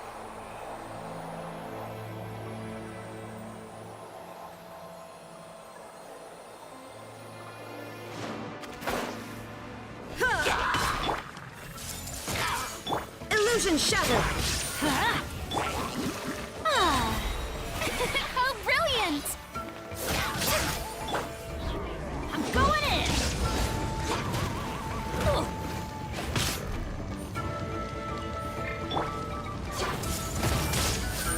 Sharing my knowledge. There is no escape! Let the world collide!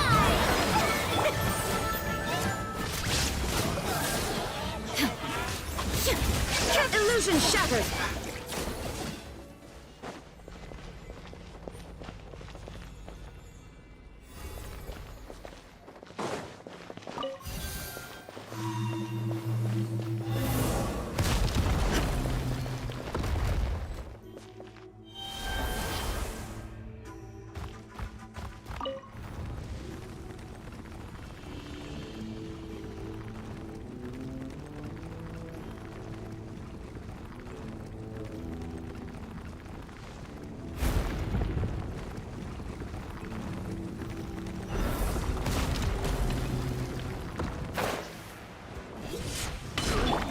I see everything.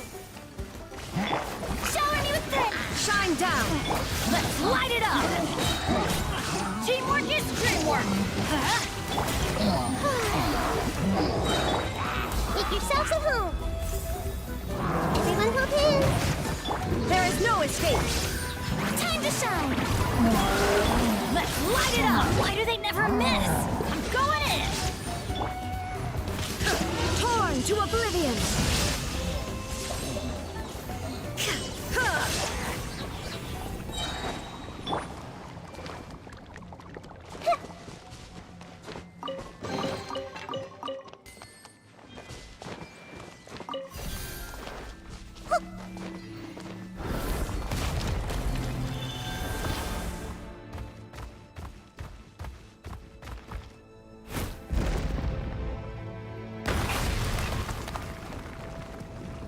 This is the final stretch. We just need to climb up, and we'll be there.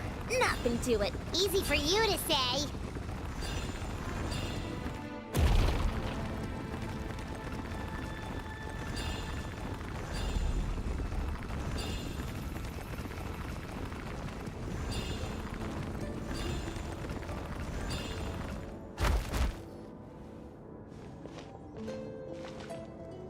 This must be the entrance the Pyro Archon told us about.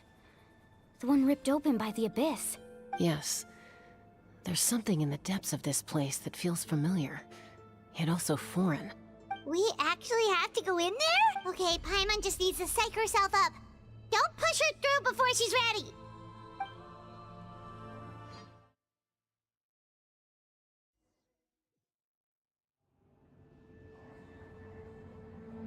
Hey! You don't have to drag Paimon! You're pulling too hard!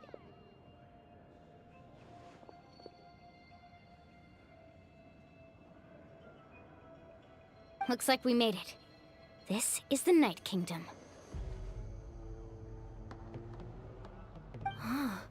It looks so different from what I imagined in the stories.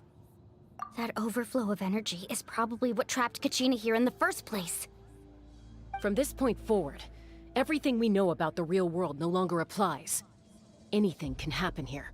Paimon's more worried about how we're gonna make it out. We obviously can't go back the way we came. Do you see that patch of light on the ground? It's shining down from that fissure in the sky. Oh yeah, right in front of us. So that's coming from up there?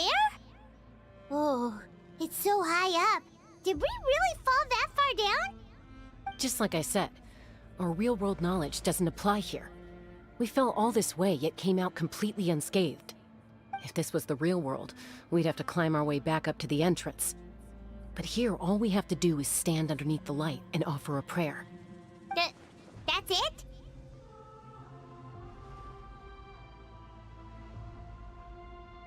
You really think that little of Paimon? That's not even why Paimon asked! So that means all we need to do is find Kachina and bring her to this location. Exactly. This light is streaming in from the real world. It's a link between the two realms. The terrain looks difficult to navigate, and the visibility's not great either. How are we supposed to find Kachina in these conditions? Yeah, these floating black things don't look super friendly either. Those are all manifestations of abyssal power. Be careful. Ghost! A talking ghost! Calm down, I'm here to help. You're the ones who helped Vichama, right? Yes, I'm Vichama's friend, Malko. I was completely lost to this realm until I sensed a mysterious power calling out to me. It's like it was seeking me out, attempting to reassemble the pieces of who I used to be. Of course, it could only do so much. I'm sorry I can only appear before you in this imperfect form. No, we should be the ones apologizing. If the Spirit Speaker's stone hadn't become corrupted by the Abyss, we could have done much more. But we had to destroy it. Otherwise, Vichama and his tribe would have been in danger. Of course. Thank you for protecting him. I never imagined that, even after all these years, he'd still take such a risk for me. Under the power of the stone, it felt like our souls were connected. Turns out even our regrets were exactly the same. Whether in triumph or death, you want your best friend by your side. Exactly. That may not be in the cards for us, but it's not too late for you. You're looking for a young girl from the Children of Echoes, right? She's being chased by an embodiment of abyssal power. I'd like to help her while I'm still in this form, so follow me. Be careful. This place has been severely corroded by the Abyss. Paimon didn't realize it had gotten this bad. It's like a seething volcano ready to engulf our world at any moment. Ouch! Quick, get back here! You can't go wandering off. Stick close to me. My power will be able to ward off attacks for the time being.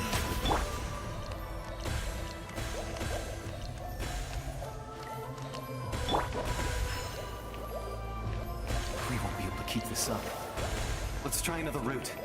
This way.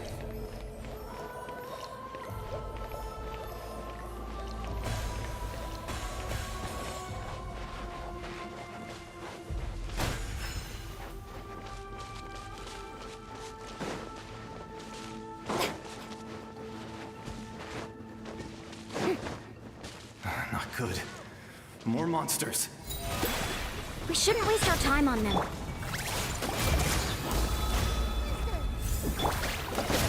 Teamwork is dreamwork! Now you shall perish!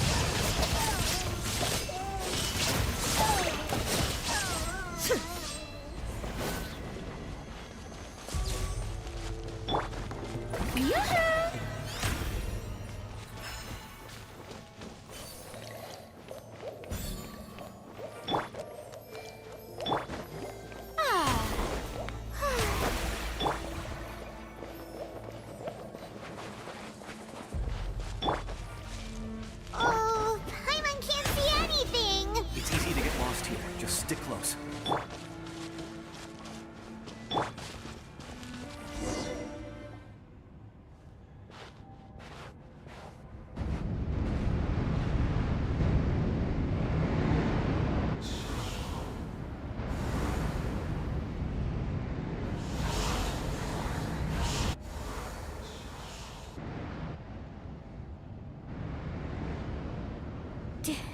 Did you hear that? What? Never mind. It was probably just my imagination. Don't scare Paimon like that! I heard it too. It was a voice from the abyss. What did it say? Doesn't matter. It certainly doesn't harbor good intentions.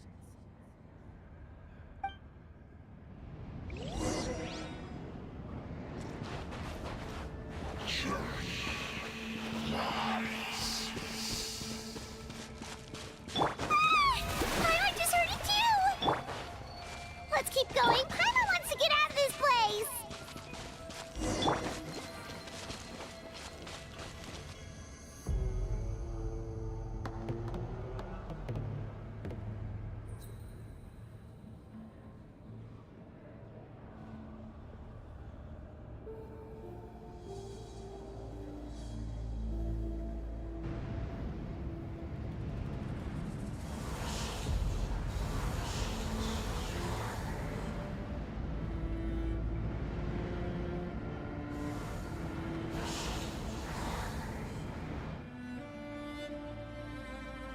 We're here, Kachina! Oh, honey, you made it! Looks like our reunion will have to wait until we take care of these monsters. Good idea. Let's go! Spin to win!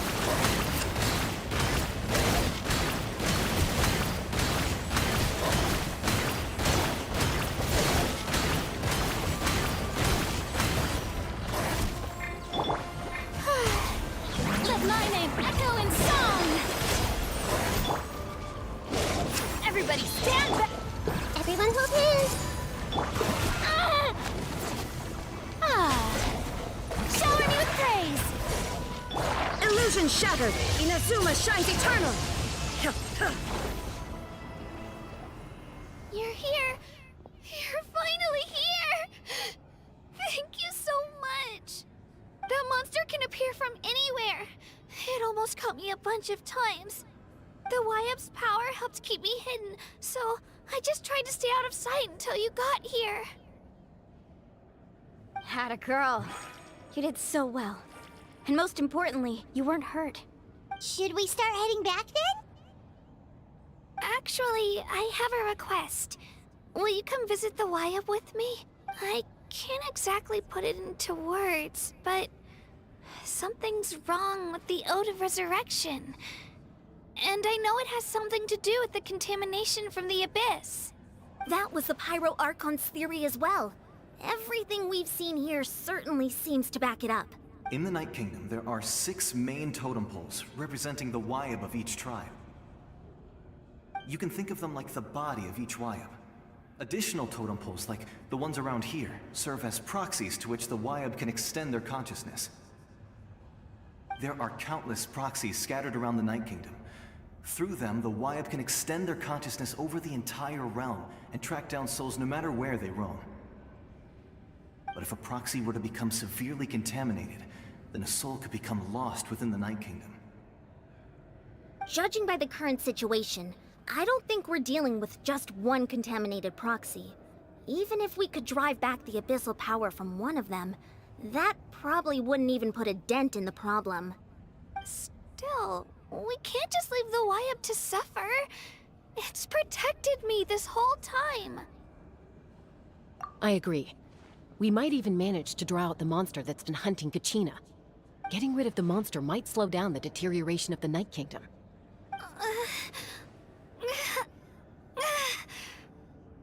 Kachina? What's wrong? Nothing. Just a headache. And that voice again, telling me to abandon the Wyab and leave this place. Maybe we really should leave. Kachina's already been here for too long. No, I'm fine. I don't plan on listening to that nonsense. I can hold on. Just up ahead. I'll lead the way.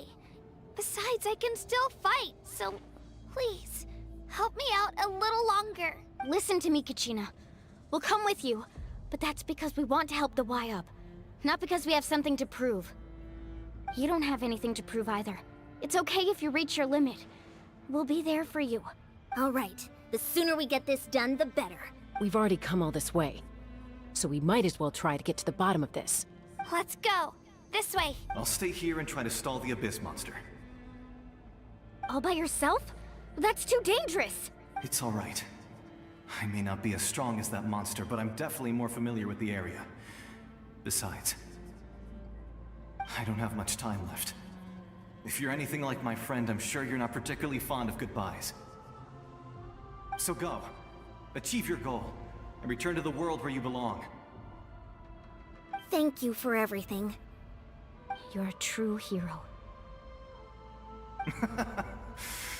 Thank you. No one fights alone.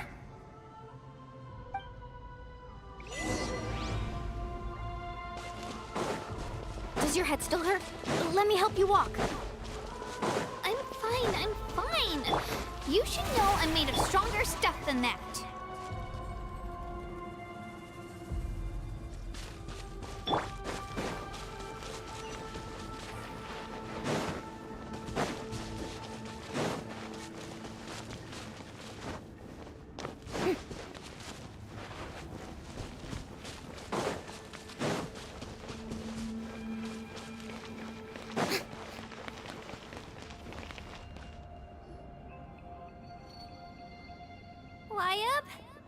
Wyab!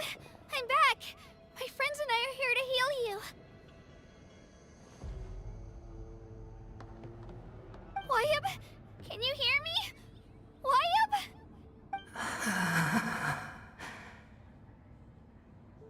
So we were right. The contamination is already too severe. It's preventing the Wyab from answering our calls. All right, get ready, everyone. Time to purge the abyssal energy from this place. Careful. We've got company. Already? You really think that puny soul could slow me down? Courage in the face of futility is pure folly. He tried to get in my way, so I disposed of him. You killed Malcolm? He would have dispersed with or without me. Rather than worrying about him, I would urge you to focus on yourself. You may have defeated others of my kind in the past, but underestimate me now, and it will be to your peril. No. The power of the Abyss is intoxicating. The destruction it seeks captivates like a masterful work of art. I strive only for the opportunity to see it up close. I thought this naive little girl was an exception, but it turns out humanity is full of lambs willing to offer themselves up to the slaughter. That is the tragedy of your short lives. You understand nothing of all-encompassing power. Ancient names, pride, friendship, all empty ideas invented to give you a false sense of self-worth. They possess no power at all. The Pyro Archon created those grandiose ideals out of pure selfishness. Anything to avoid sharing power. Anything to avoid handing over the primordial gift to ordinary people like you. Don't believe me? Then ask yourself, why is the Pyro Archon strong beyond measure, while you, Kachina, remain so pathetically weak?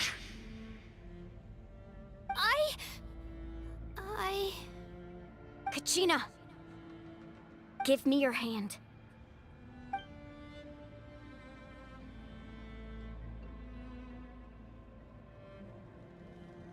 Feel that? I'm right here next to you. Thanks, Moalani. You're right. I have nothing to fear. Because I'm not alone anymore. You're right. Maybe comforting ideals don't have any power. But you also couldn't be more wrong. You've never had to work for your own strength, so you will never understand the true source of our power. What? The courage we have to stand before you and not back down? It comes from our friendship. The power lies not in the ideal itself, but in our commitment to upholding that ideal, and in our decision to stand together and fight! Well said! Let's go, Kachina. It shouldn't take more than 2 of us to handle an enemy like this. Sorry in advance, but you deserve what's coming to you! There aren't many in Natlan who can beat us when we're together. It's time he got a taste of that kind of power. From the ashes, the power of flame compels... Let's ride! Let the flames of Action at the flames! Shockwave! Clear the area! Carving wave! Let the flames of redemption burn! Yeah! Yeah! Ho! The power of flame compels... Sursa! Time for my own coming! Woohoo! Spin to win! Woohoo! Sursa! Ha! Ha! Right here! Let the flames of redemption burn!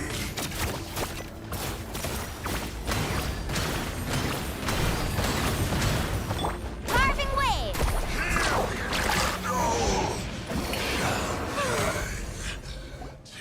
We won! We actually won!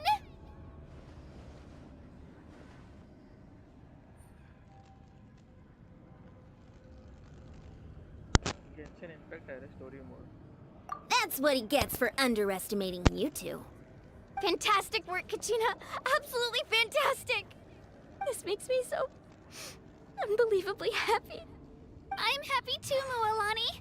Together we really are unstoppable.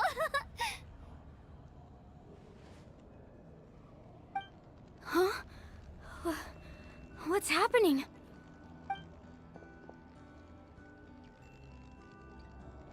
My ancient name is glowing? But I thought I didn't bring it with me. It's probably a projection from the real world. but that doesn't explain why it's glowing all of a sudden. Wait, does that mean you're...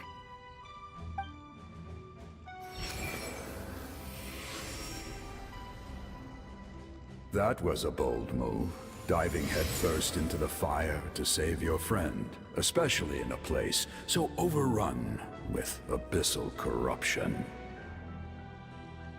Still, seeing you pull it off was really something. Everything you said was exactly right. As isolated individuals, we stand no chance against the power of the Abyss. It took years' worth of scars and lots of unnecessary suffering for me to understand that for myself. The Pyro Archon's plan will unite us as one. Everyone has a part to play. Only then will we have the power to defeat the strongest of foes. Who are you?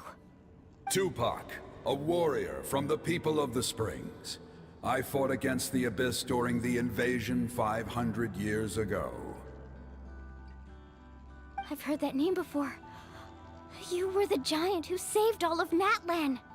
Since you were able to awaken my words from your ancient name, that means you have fully embodied the aspirations of the Wayub. Under the name Umoja, you shall unite the tribes and save Natlan from its impending doom. Me? As long as blood still runs through your veins, even the tiniest spark of steel against stone can ignite a flame. Its blaze will become one with our vision for Natlan. Even amid everlasting darkness, our bonds remain eternal.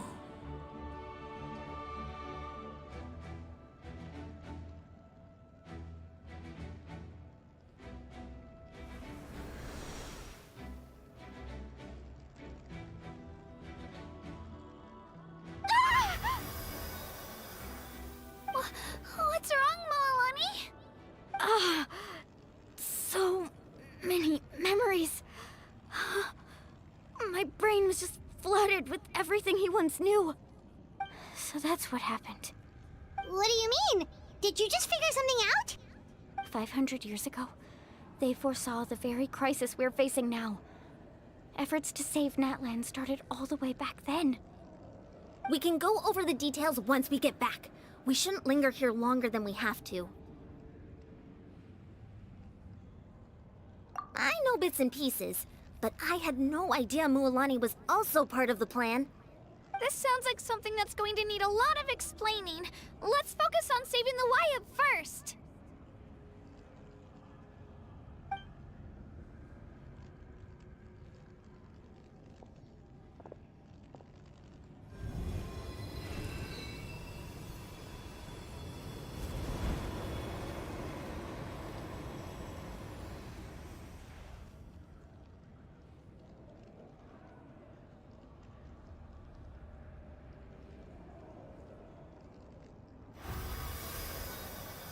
Okay, that should be enough.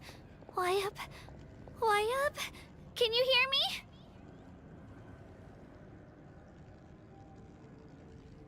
I hear your voice, Kachina, my dear child.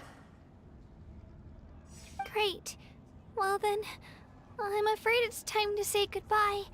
I just wanted to make sure you were okay before we leave, but we can't afford to stay here any longer. I was going to ask why you bestowed an ancient name upon someone like me, but it's okay. I'll keep searching within myself for the answer. I'll never stop trying to improve my strength. One day, I'll live up to the hero you saw in me.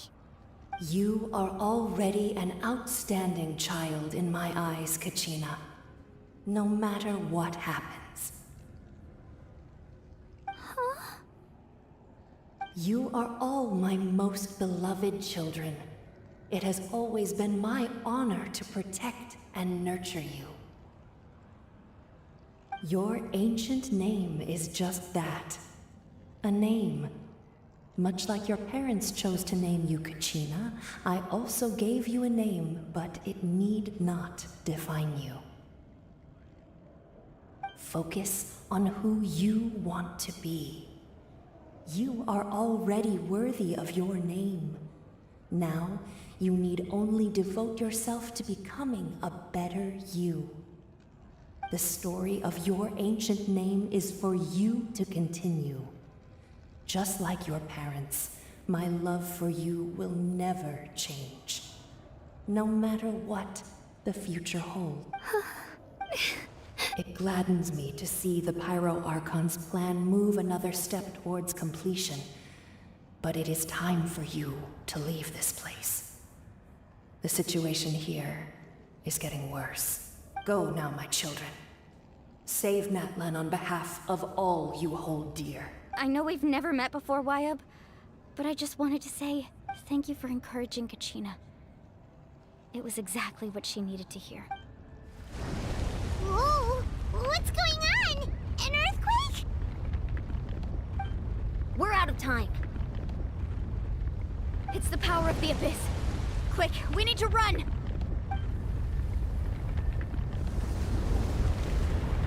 It's a Seelie! The Seelie opened the way for us!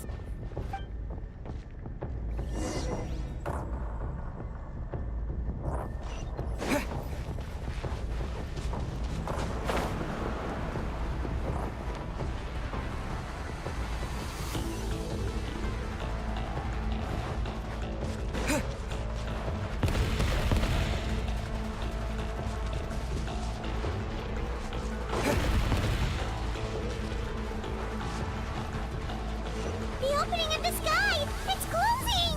We need to hurry, or we'll be stuck here!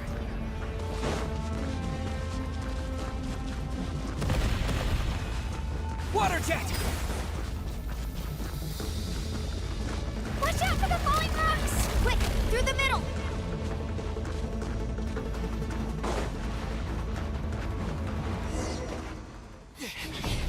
Come on, faster! We'll never make it!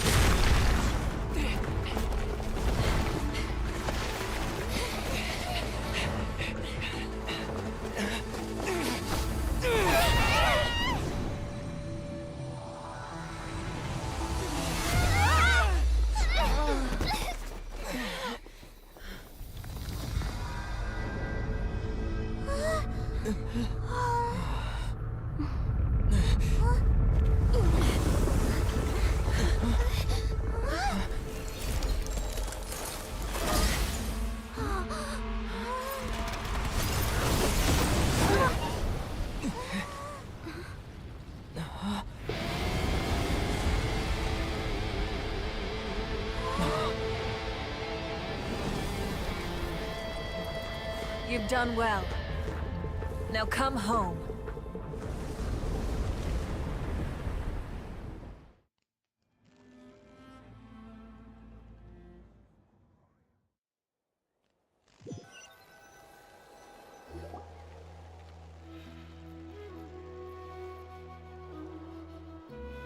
We're back! The Pyro Archon saved us. But she's not here. Yeah, didn't she say she used it all up? She's still in the Speaker's Chamber. What we saw in the Night Kingdom was just her consciousness. So you're saying her consciousness did all that? Every great display of power comes at a price.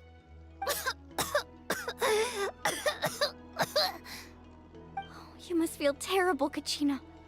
Just hold on. We'll get you to a doctor soon. Let's get back to the stadium. The Pyro Archon said she'd have a doctor waiting for us. I recommend getting a full checkup, just to make sure no damage gets left behind.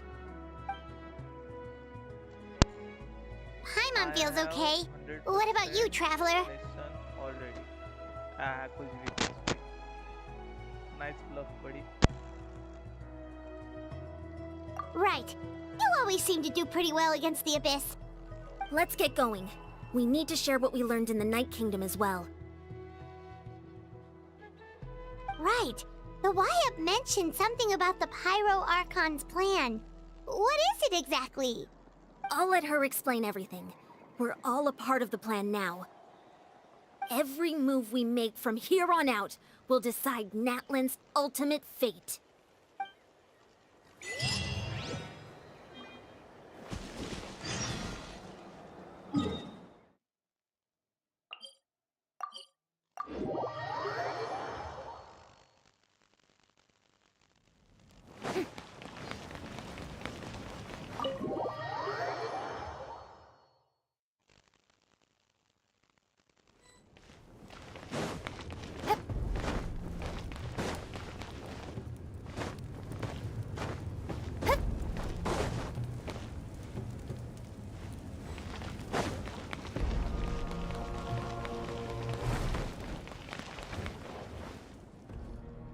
Huh.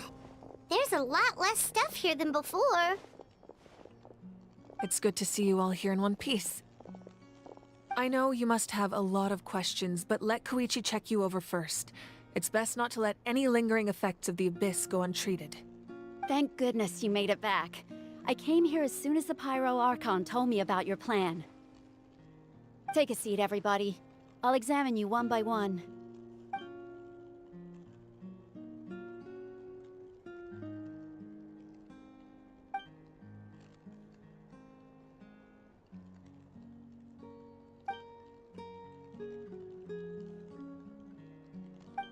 All right, that should do it for now.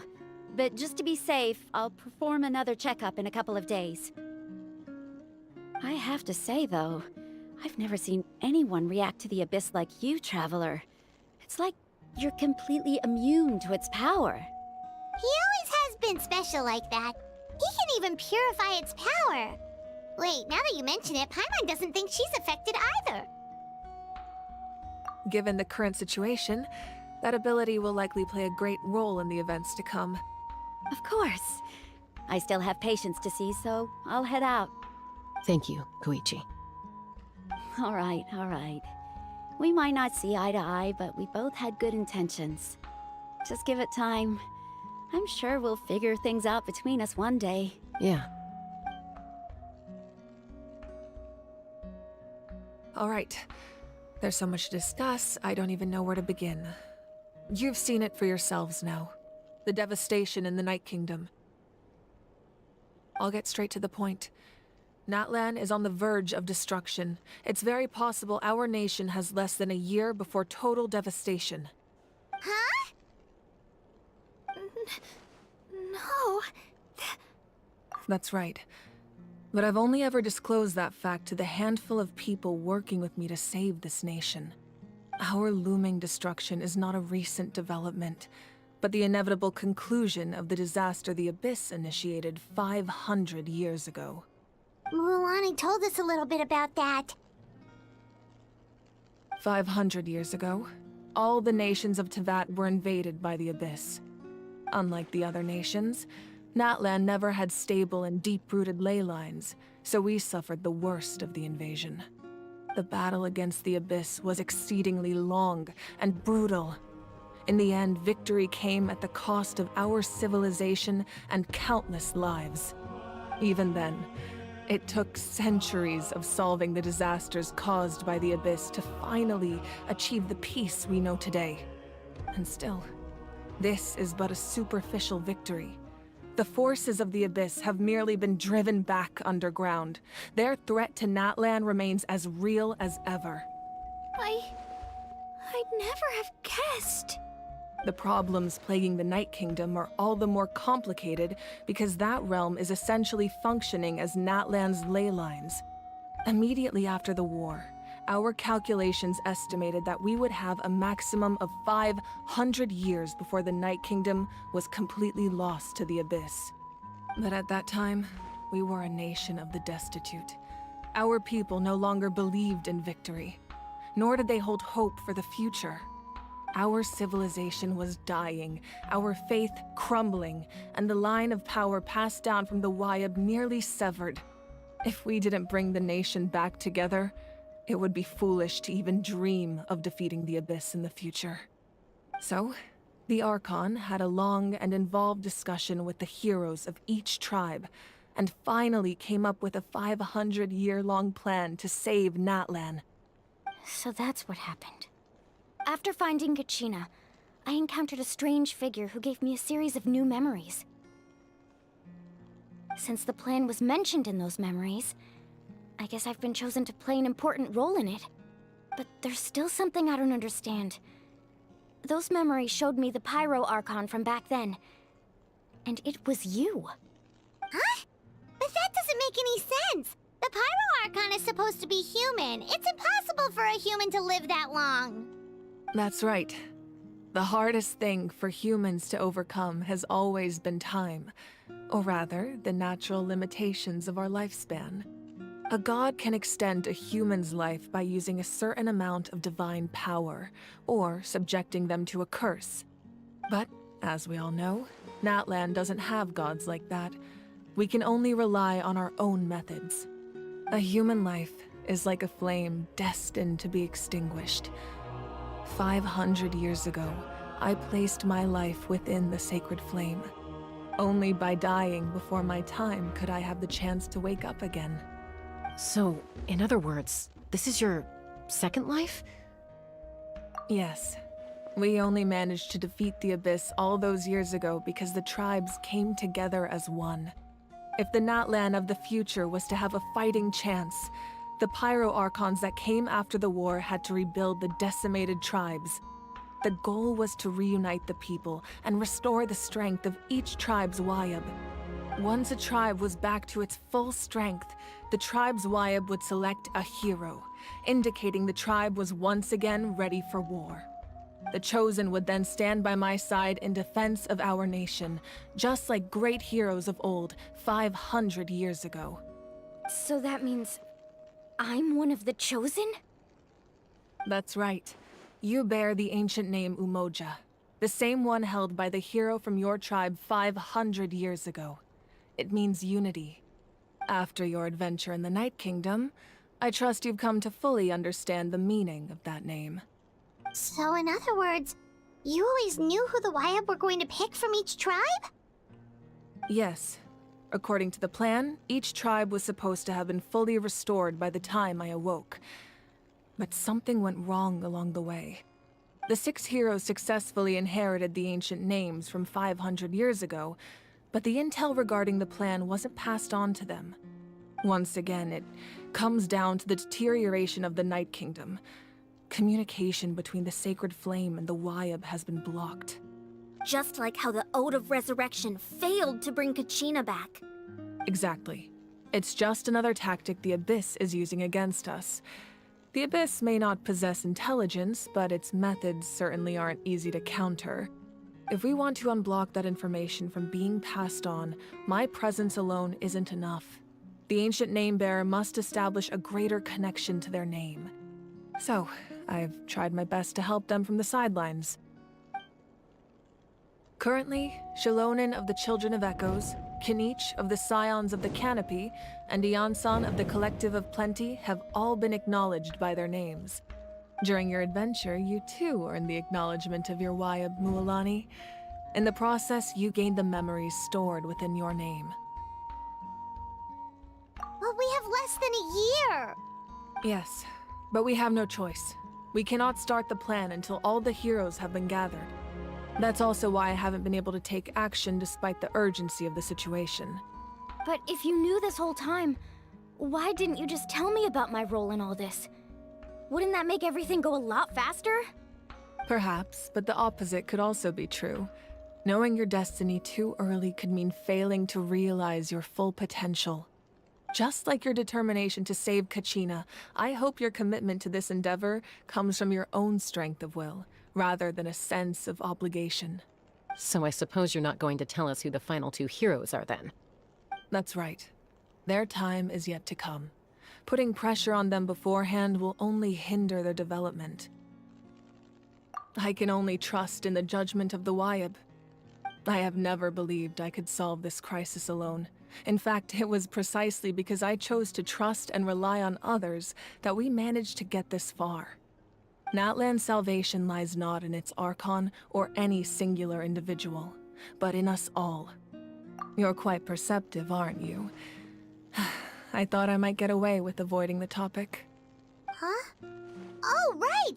All the stuff you stored here before, where did it all go? Even though I sacrificed my power, I still needed a contingency plan to ensure you would make it back from the Night Kingdom. After all, I was the one who allowed you to take that risk. Alright, there's so much to discuss, I don't even know where to begin. You've seen it for yourselves now. The devastation in the Night Kingdom. I'll get straight to the point. Natlan is on the verge of Huh? No. That can't be true, can it? That's right. Our looming Mualani told us a little. 500 years, unlike the other the battle against the Abyss, even then. And still, this... The problems plaguing the... Immediately after the... But at that time, our civilization was... If we didn't bring the... So, the Archon... So that's what... After finding Kachina, since the plan was mentioned in... But there's still something I don't understand. Those... Huh? But that doesn't make any sense! That's right. A god can extend but, as we all know, a human life only by So, in other words, this is your second life?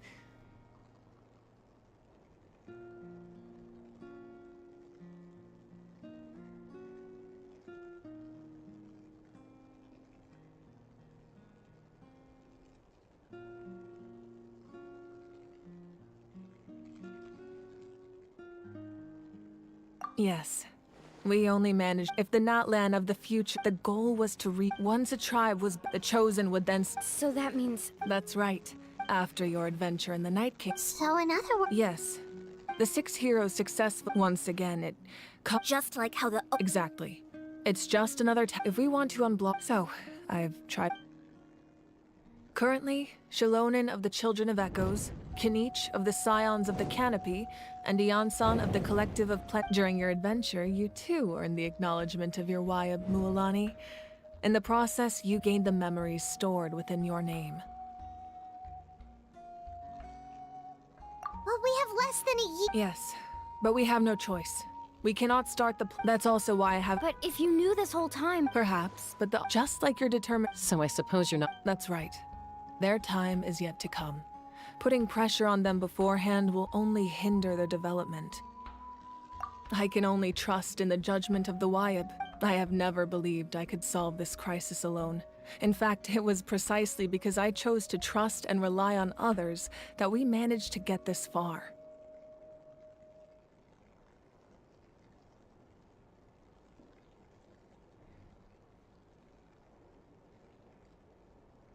Natlan's salvation lies not in its Archon or any singular individual, but in us all.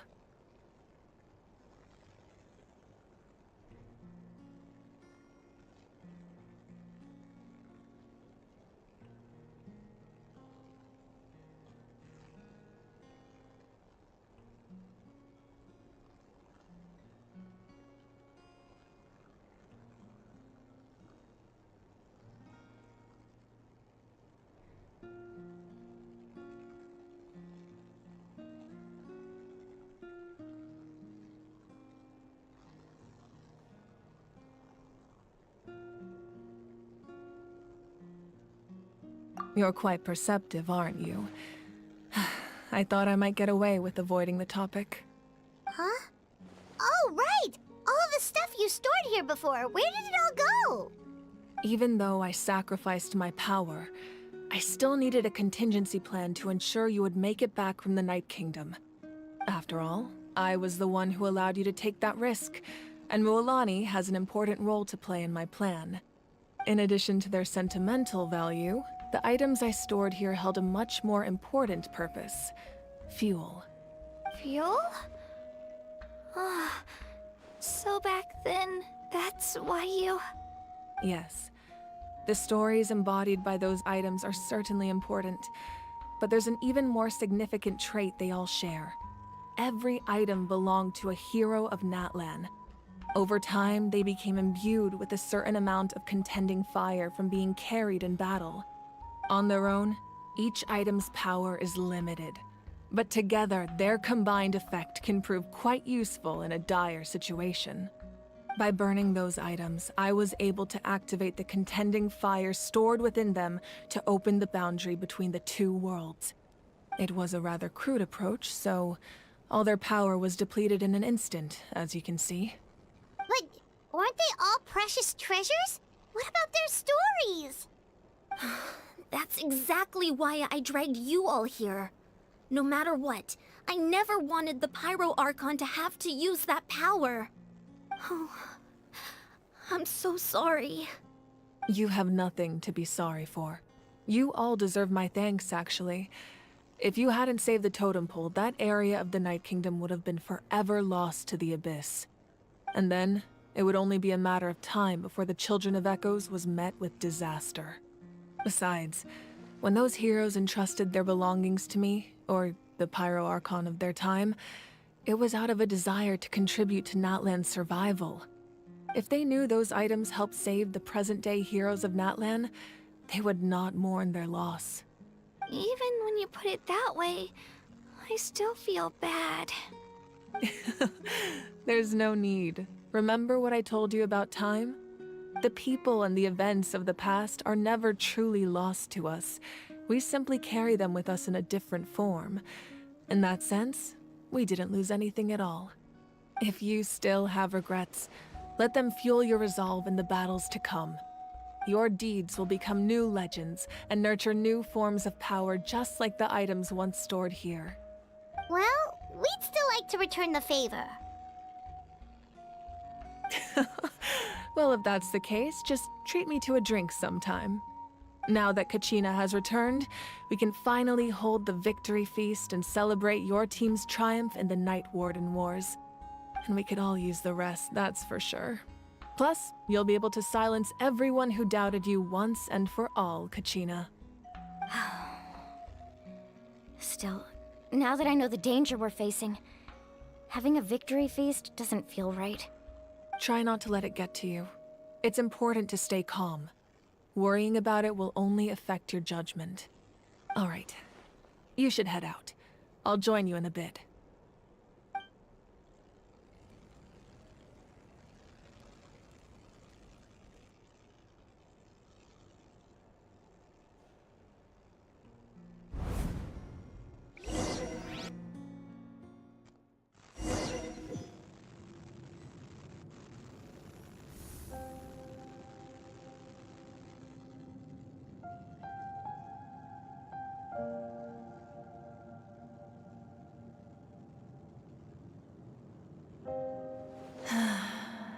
When I was young, I used to sit by the hot springs and listen to the stories of warriors from all over Natlan. They attract people from all walks of life. Friends come easy here, no matter what tribe you're from. The people of the springs have never claimed the hot springs as their own private property. They are there to bring all hot spring buddies together. It's been really nice, seeing the children of my tribe get older. It's helped me gradually understand the true value of the springs. I've witnessed their energy, their determination, their absolute passion for life. Even when they cause trouble, I never managed to hold on to my anger for long. It's unbelievable how quickly they worm their way back into my good graces. I'm certain Mualani will become a great warrior when she grows up. She possesses infinite potential. I can see it. One day, when I'm no longer in fighting form, I'll come here and tell stories to all the children, just like those warriors did for me. So, you better get busy, Pyro Archon, or I'll end up running out of stories.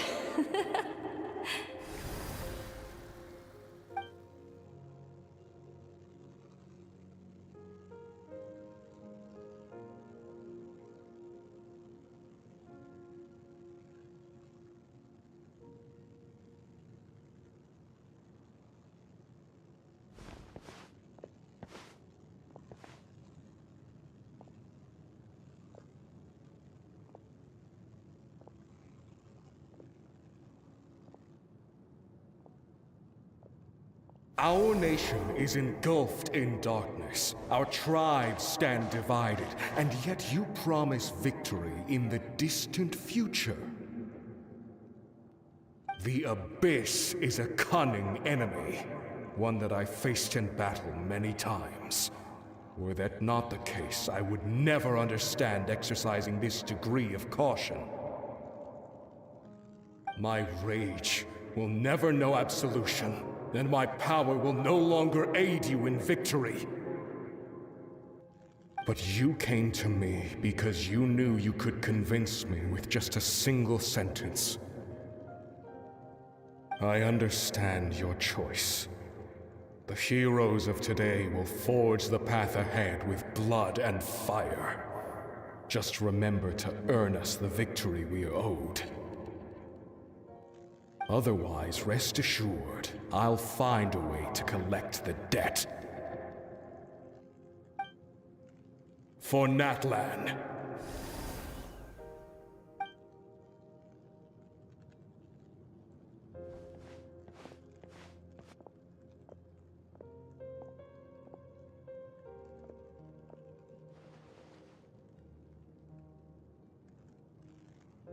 So, you're gonna head 500 years in the future to serve as the Pyro Archon again? But what about the you from right now? You're just gonna die?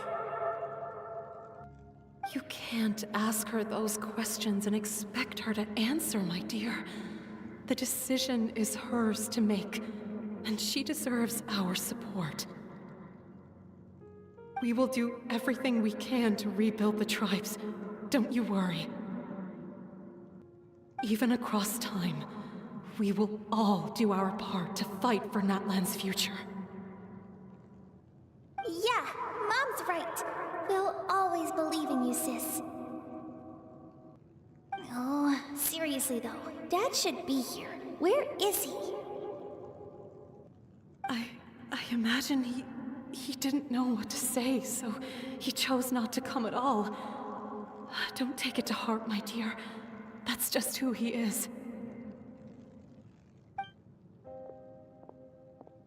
Just remember, no matter what happens in the future, we will always love you.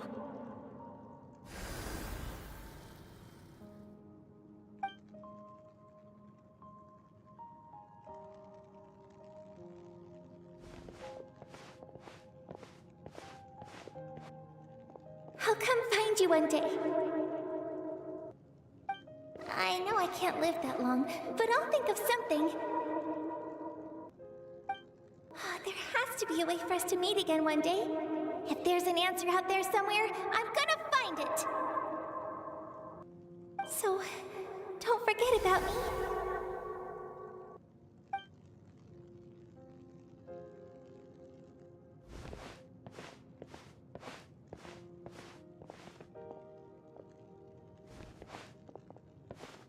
If that's your decision, then you have my full support, Archon. May our children live to see such a lovely son. For Natlan! No one fights alone.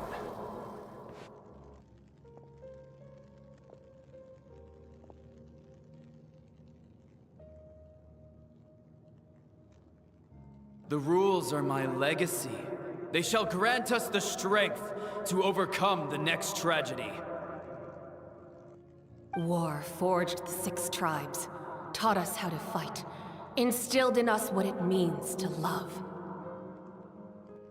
Who will be the one to bring this to an end?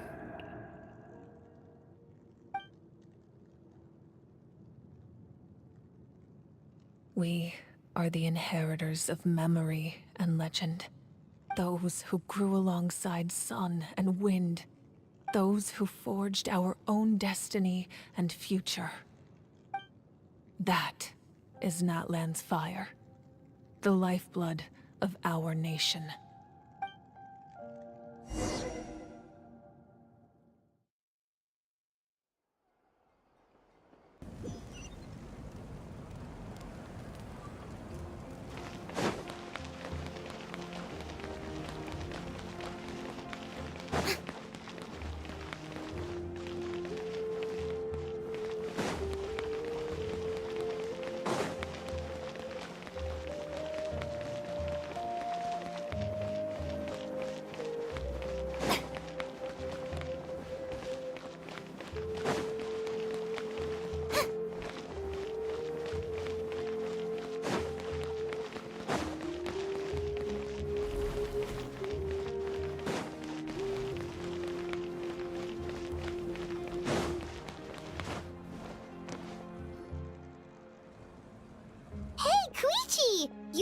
victory feast too?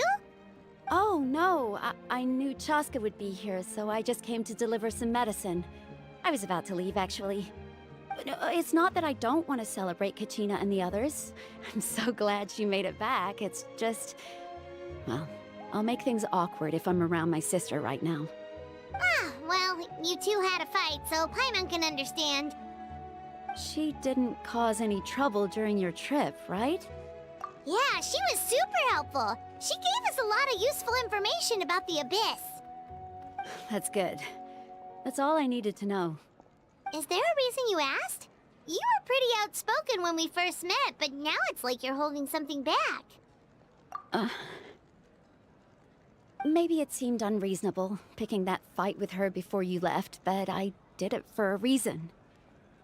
Her impulse to fight is extremely strong. Her mental strength helps her rein it in, but she still loses control sometimes. I had no idea what you might face in the Night Kingdom, so I didn't want to take any chances. So what you're saying is... Okay, so maybe it sounds a little stupid, but it works pretty well. It helps her keep her cool for a little while, at least. Anyway, I'm just glad you were able to make it back safe and sound. That's all I wanted. But do you really have to go that far? Can't you just talk it out? No way. Chaska never opens up about her own pain, especially to her family. She can't learn about this, or it'll be even harder to help her. I appreciate the understanding, and don't worry. I'll find a way to help her ease this burden. Anyway, I need to get going. Enjoy the celebration. Oh, and if you ever need a doctor, you know who to find. Huh. Who would have thought there was a deeper reason behind their arguing? In the end, it's all the Abyss's fault. Paimon's had enough of them.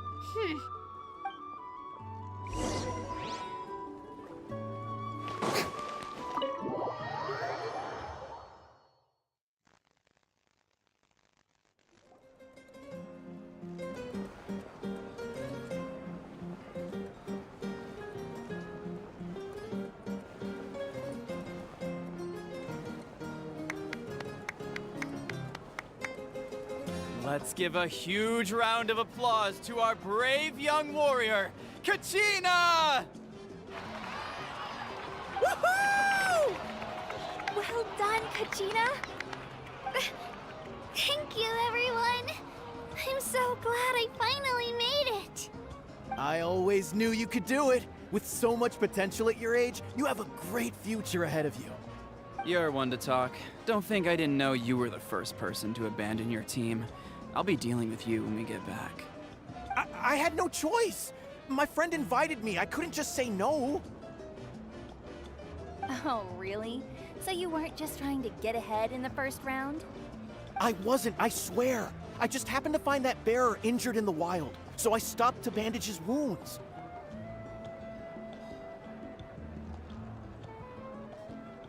When he insisted on repaying the favor, what was I supposed to do? I'm just one person. I figured Kachina would have no trouble replacing me. But the fact of the matter is that after your departure, everyone else started thinking about swapping teams too. I'm really sorry, Kachina. It was wrong of us to abandon you like that. It's amazing that you still made it all the way through to the Night Warden Wars. That's the highest honor. So, what about you guys? Did you make it far? Our team captain drank too much the night before the competition and turned up late to the stadium on the day. We got disqualified. Serves you all right. No sympathy from me. Alright. There's no need to be like that, Uncle Pakal. Dear friends, I'd like to say a few words. Firstly, I'm grateful to my friends and our great Archon for helping to bring me back. This traveler and his companion Paimon are some of the strongest people I've ever met. If they were allowed to participate in the pilgrimage, I have no doubt that they'd win the whole thing. They've agreed to let me learn from them. With their help, I believe I can become even stronger still. And let's not forget my good friends, Moalani, Chaska, Kanich, and Dion-san. They all helped the Traveler and Paimon figure out a way to bring me back from the Night Kingdom. They too deserve to be called our heroes, so please give another round of applause for them. Thank you so much! Well said! I'll drink to that. How does it feel being a hero, Kachina? To be honest, it's a bit overwhelming. It all just feels so surreal. Well, you better get used to it! Next up, undefeated champion! Hey, please don't make fun of me.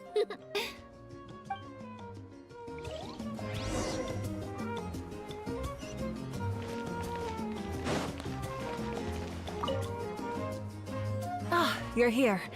Have some fruit juice. I got it specially for you two. How did you know? That's Paimon's favorite! You look like you've still got questions. Ask away.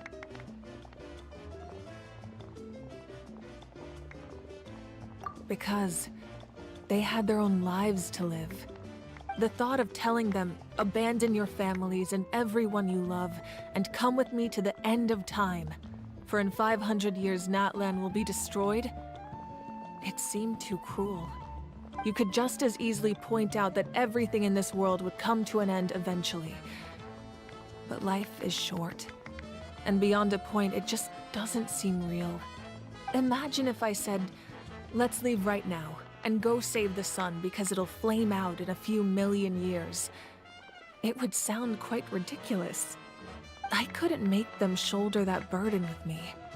Besides, every generation will have its heroes, this one included. The plan could still work without them. Or, of course, without me. But since I was the one who came up with the plan, I felt duty-bound to see it through to the end. Paimon's suddenly remembering that portrait in your room.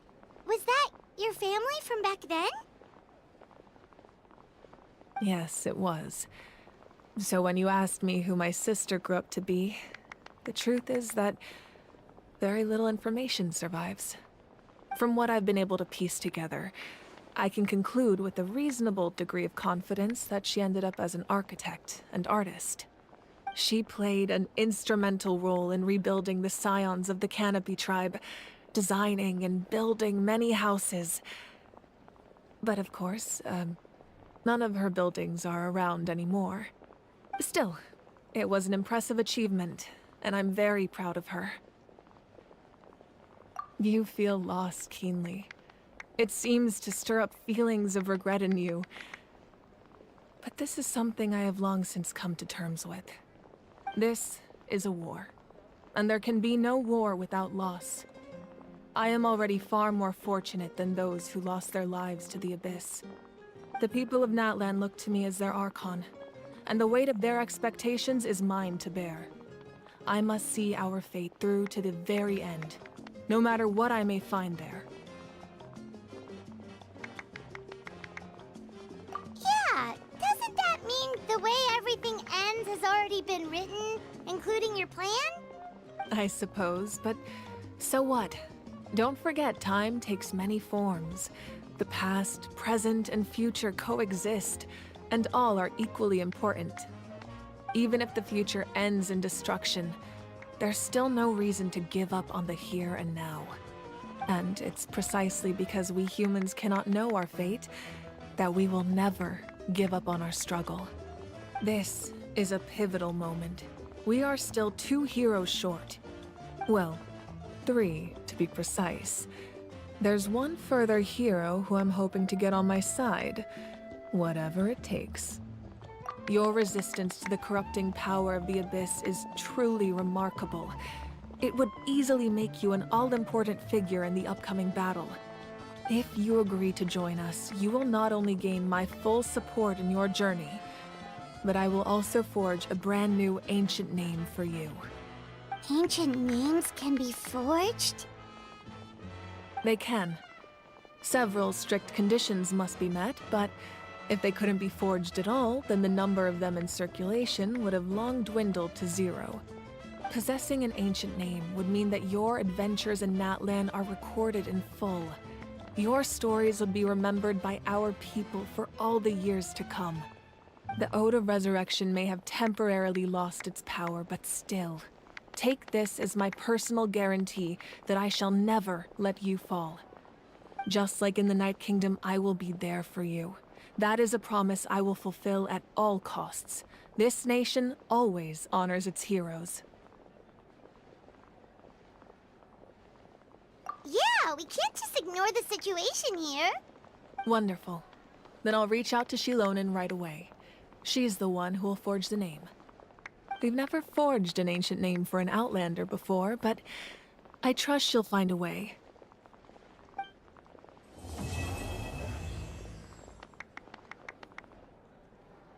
My lord, we've received word that the Pyro Archon has lost much of her power. Although your injury complicates things, this is most certainly the opportune time to seize the Gnosis. Victory and defeat are rules, not outcomes.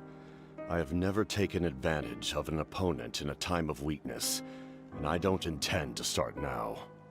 As for you, I must confess, I did not expect that little trick of yours to save the day. No matter how dense the fog, as long as the sun remains, we cannot turn day into night. She could have dispelled it. She simply chose not to. You don't have much time, and you're injured on top of that. What do you plan to do next? I'm beginning to see just how useful you may turn out to be. You heard something from here, didn't you?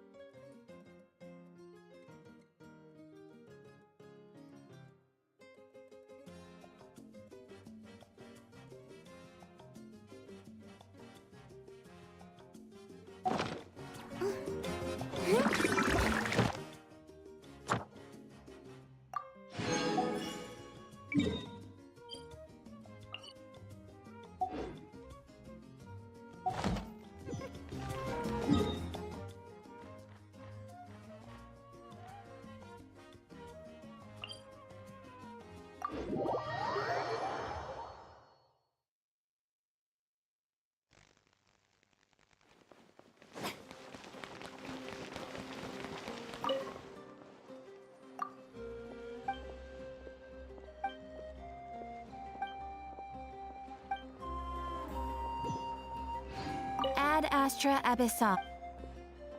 Thank you for completing today's Ad Astra Abyssa.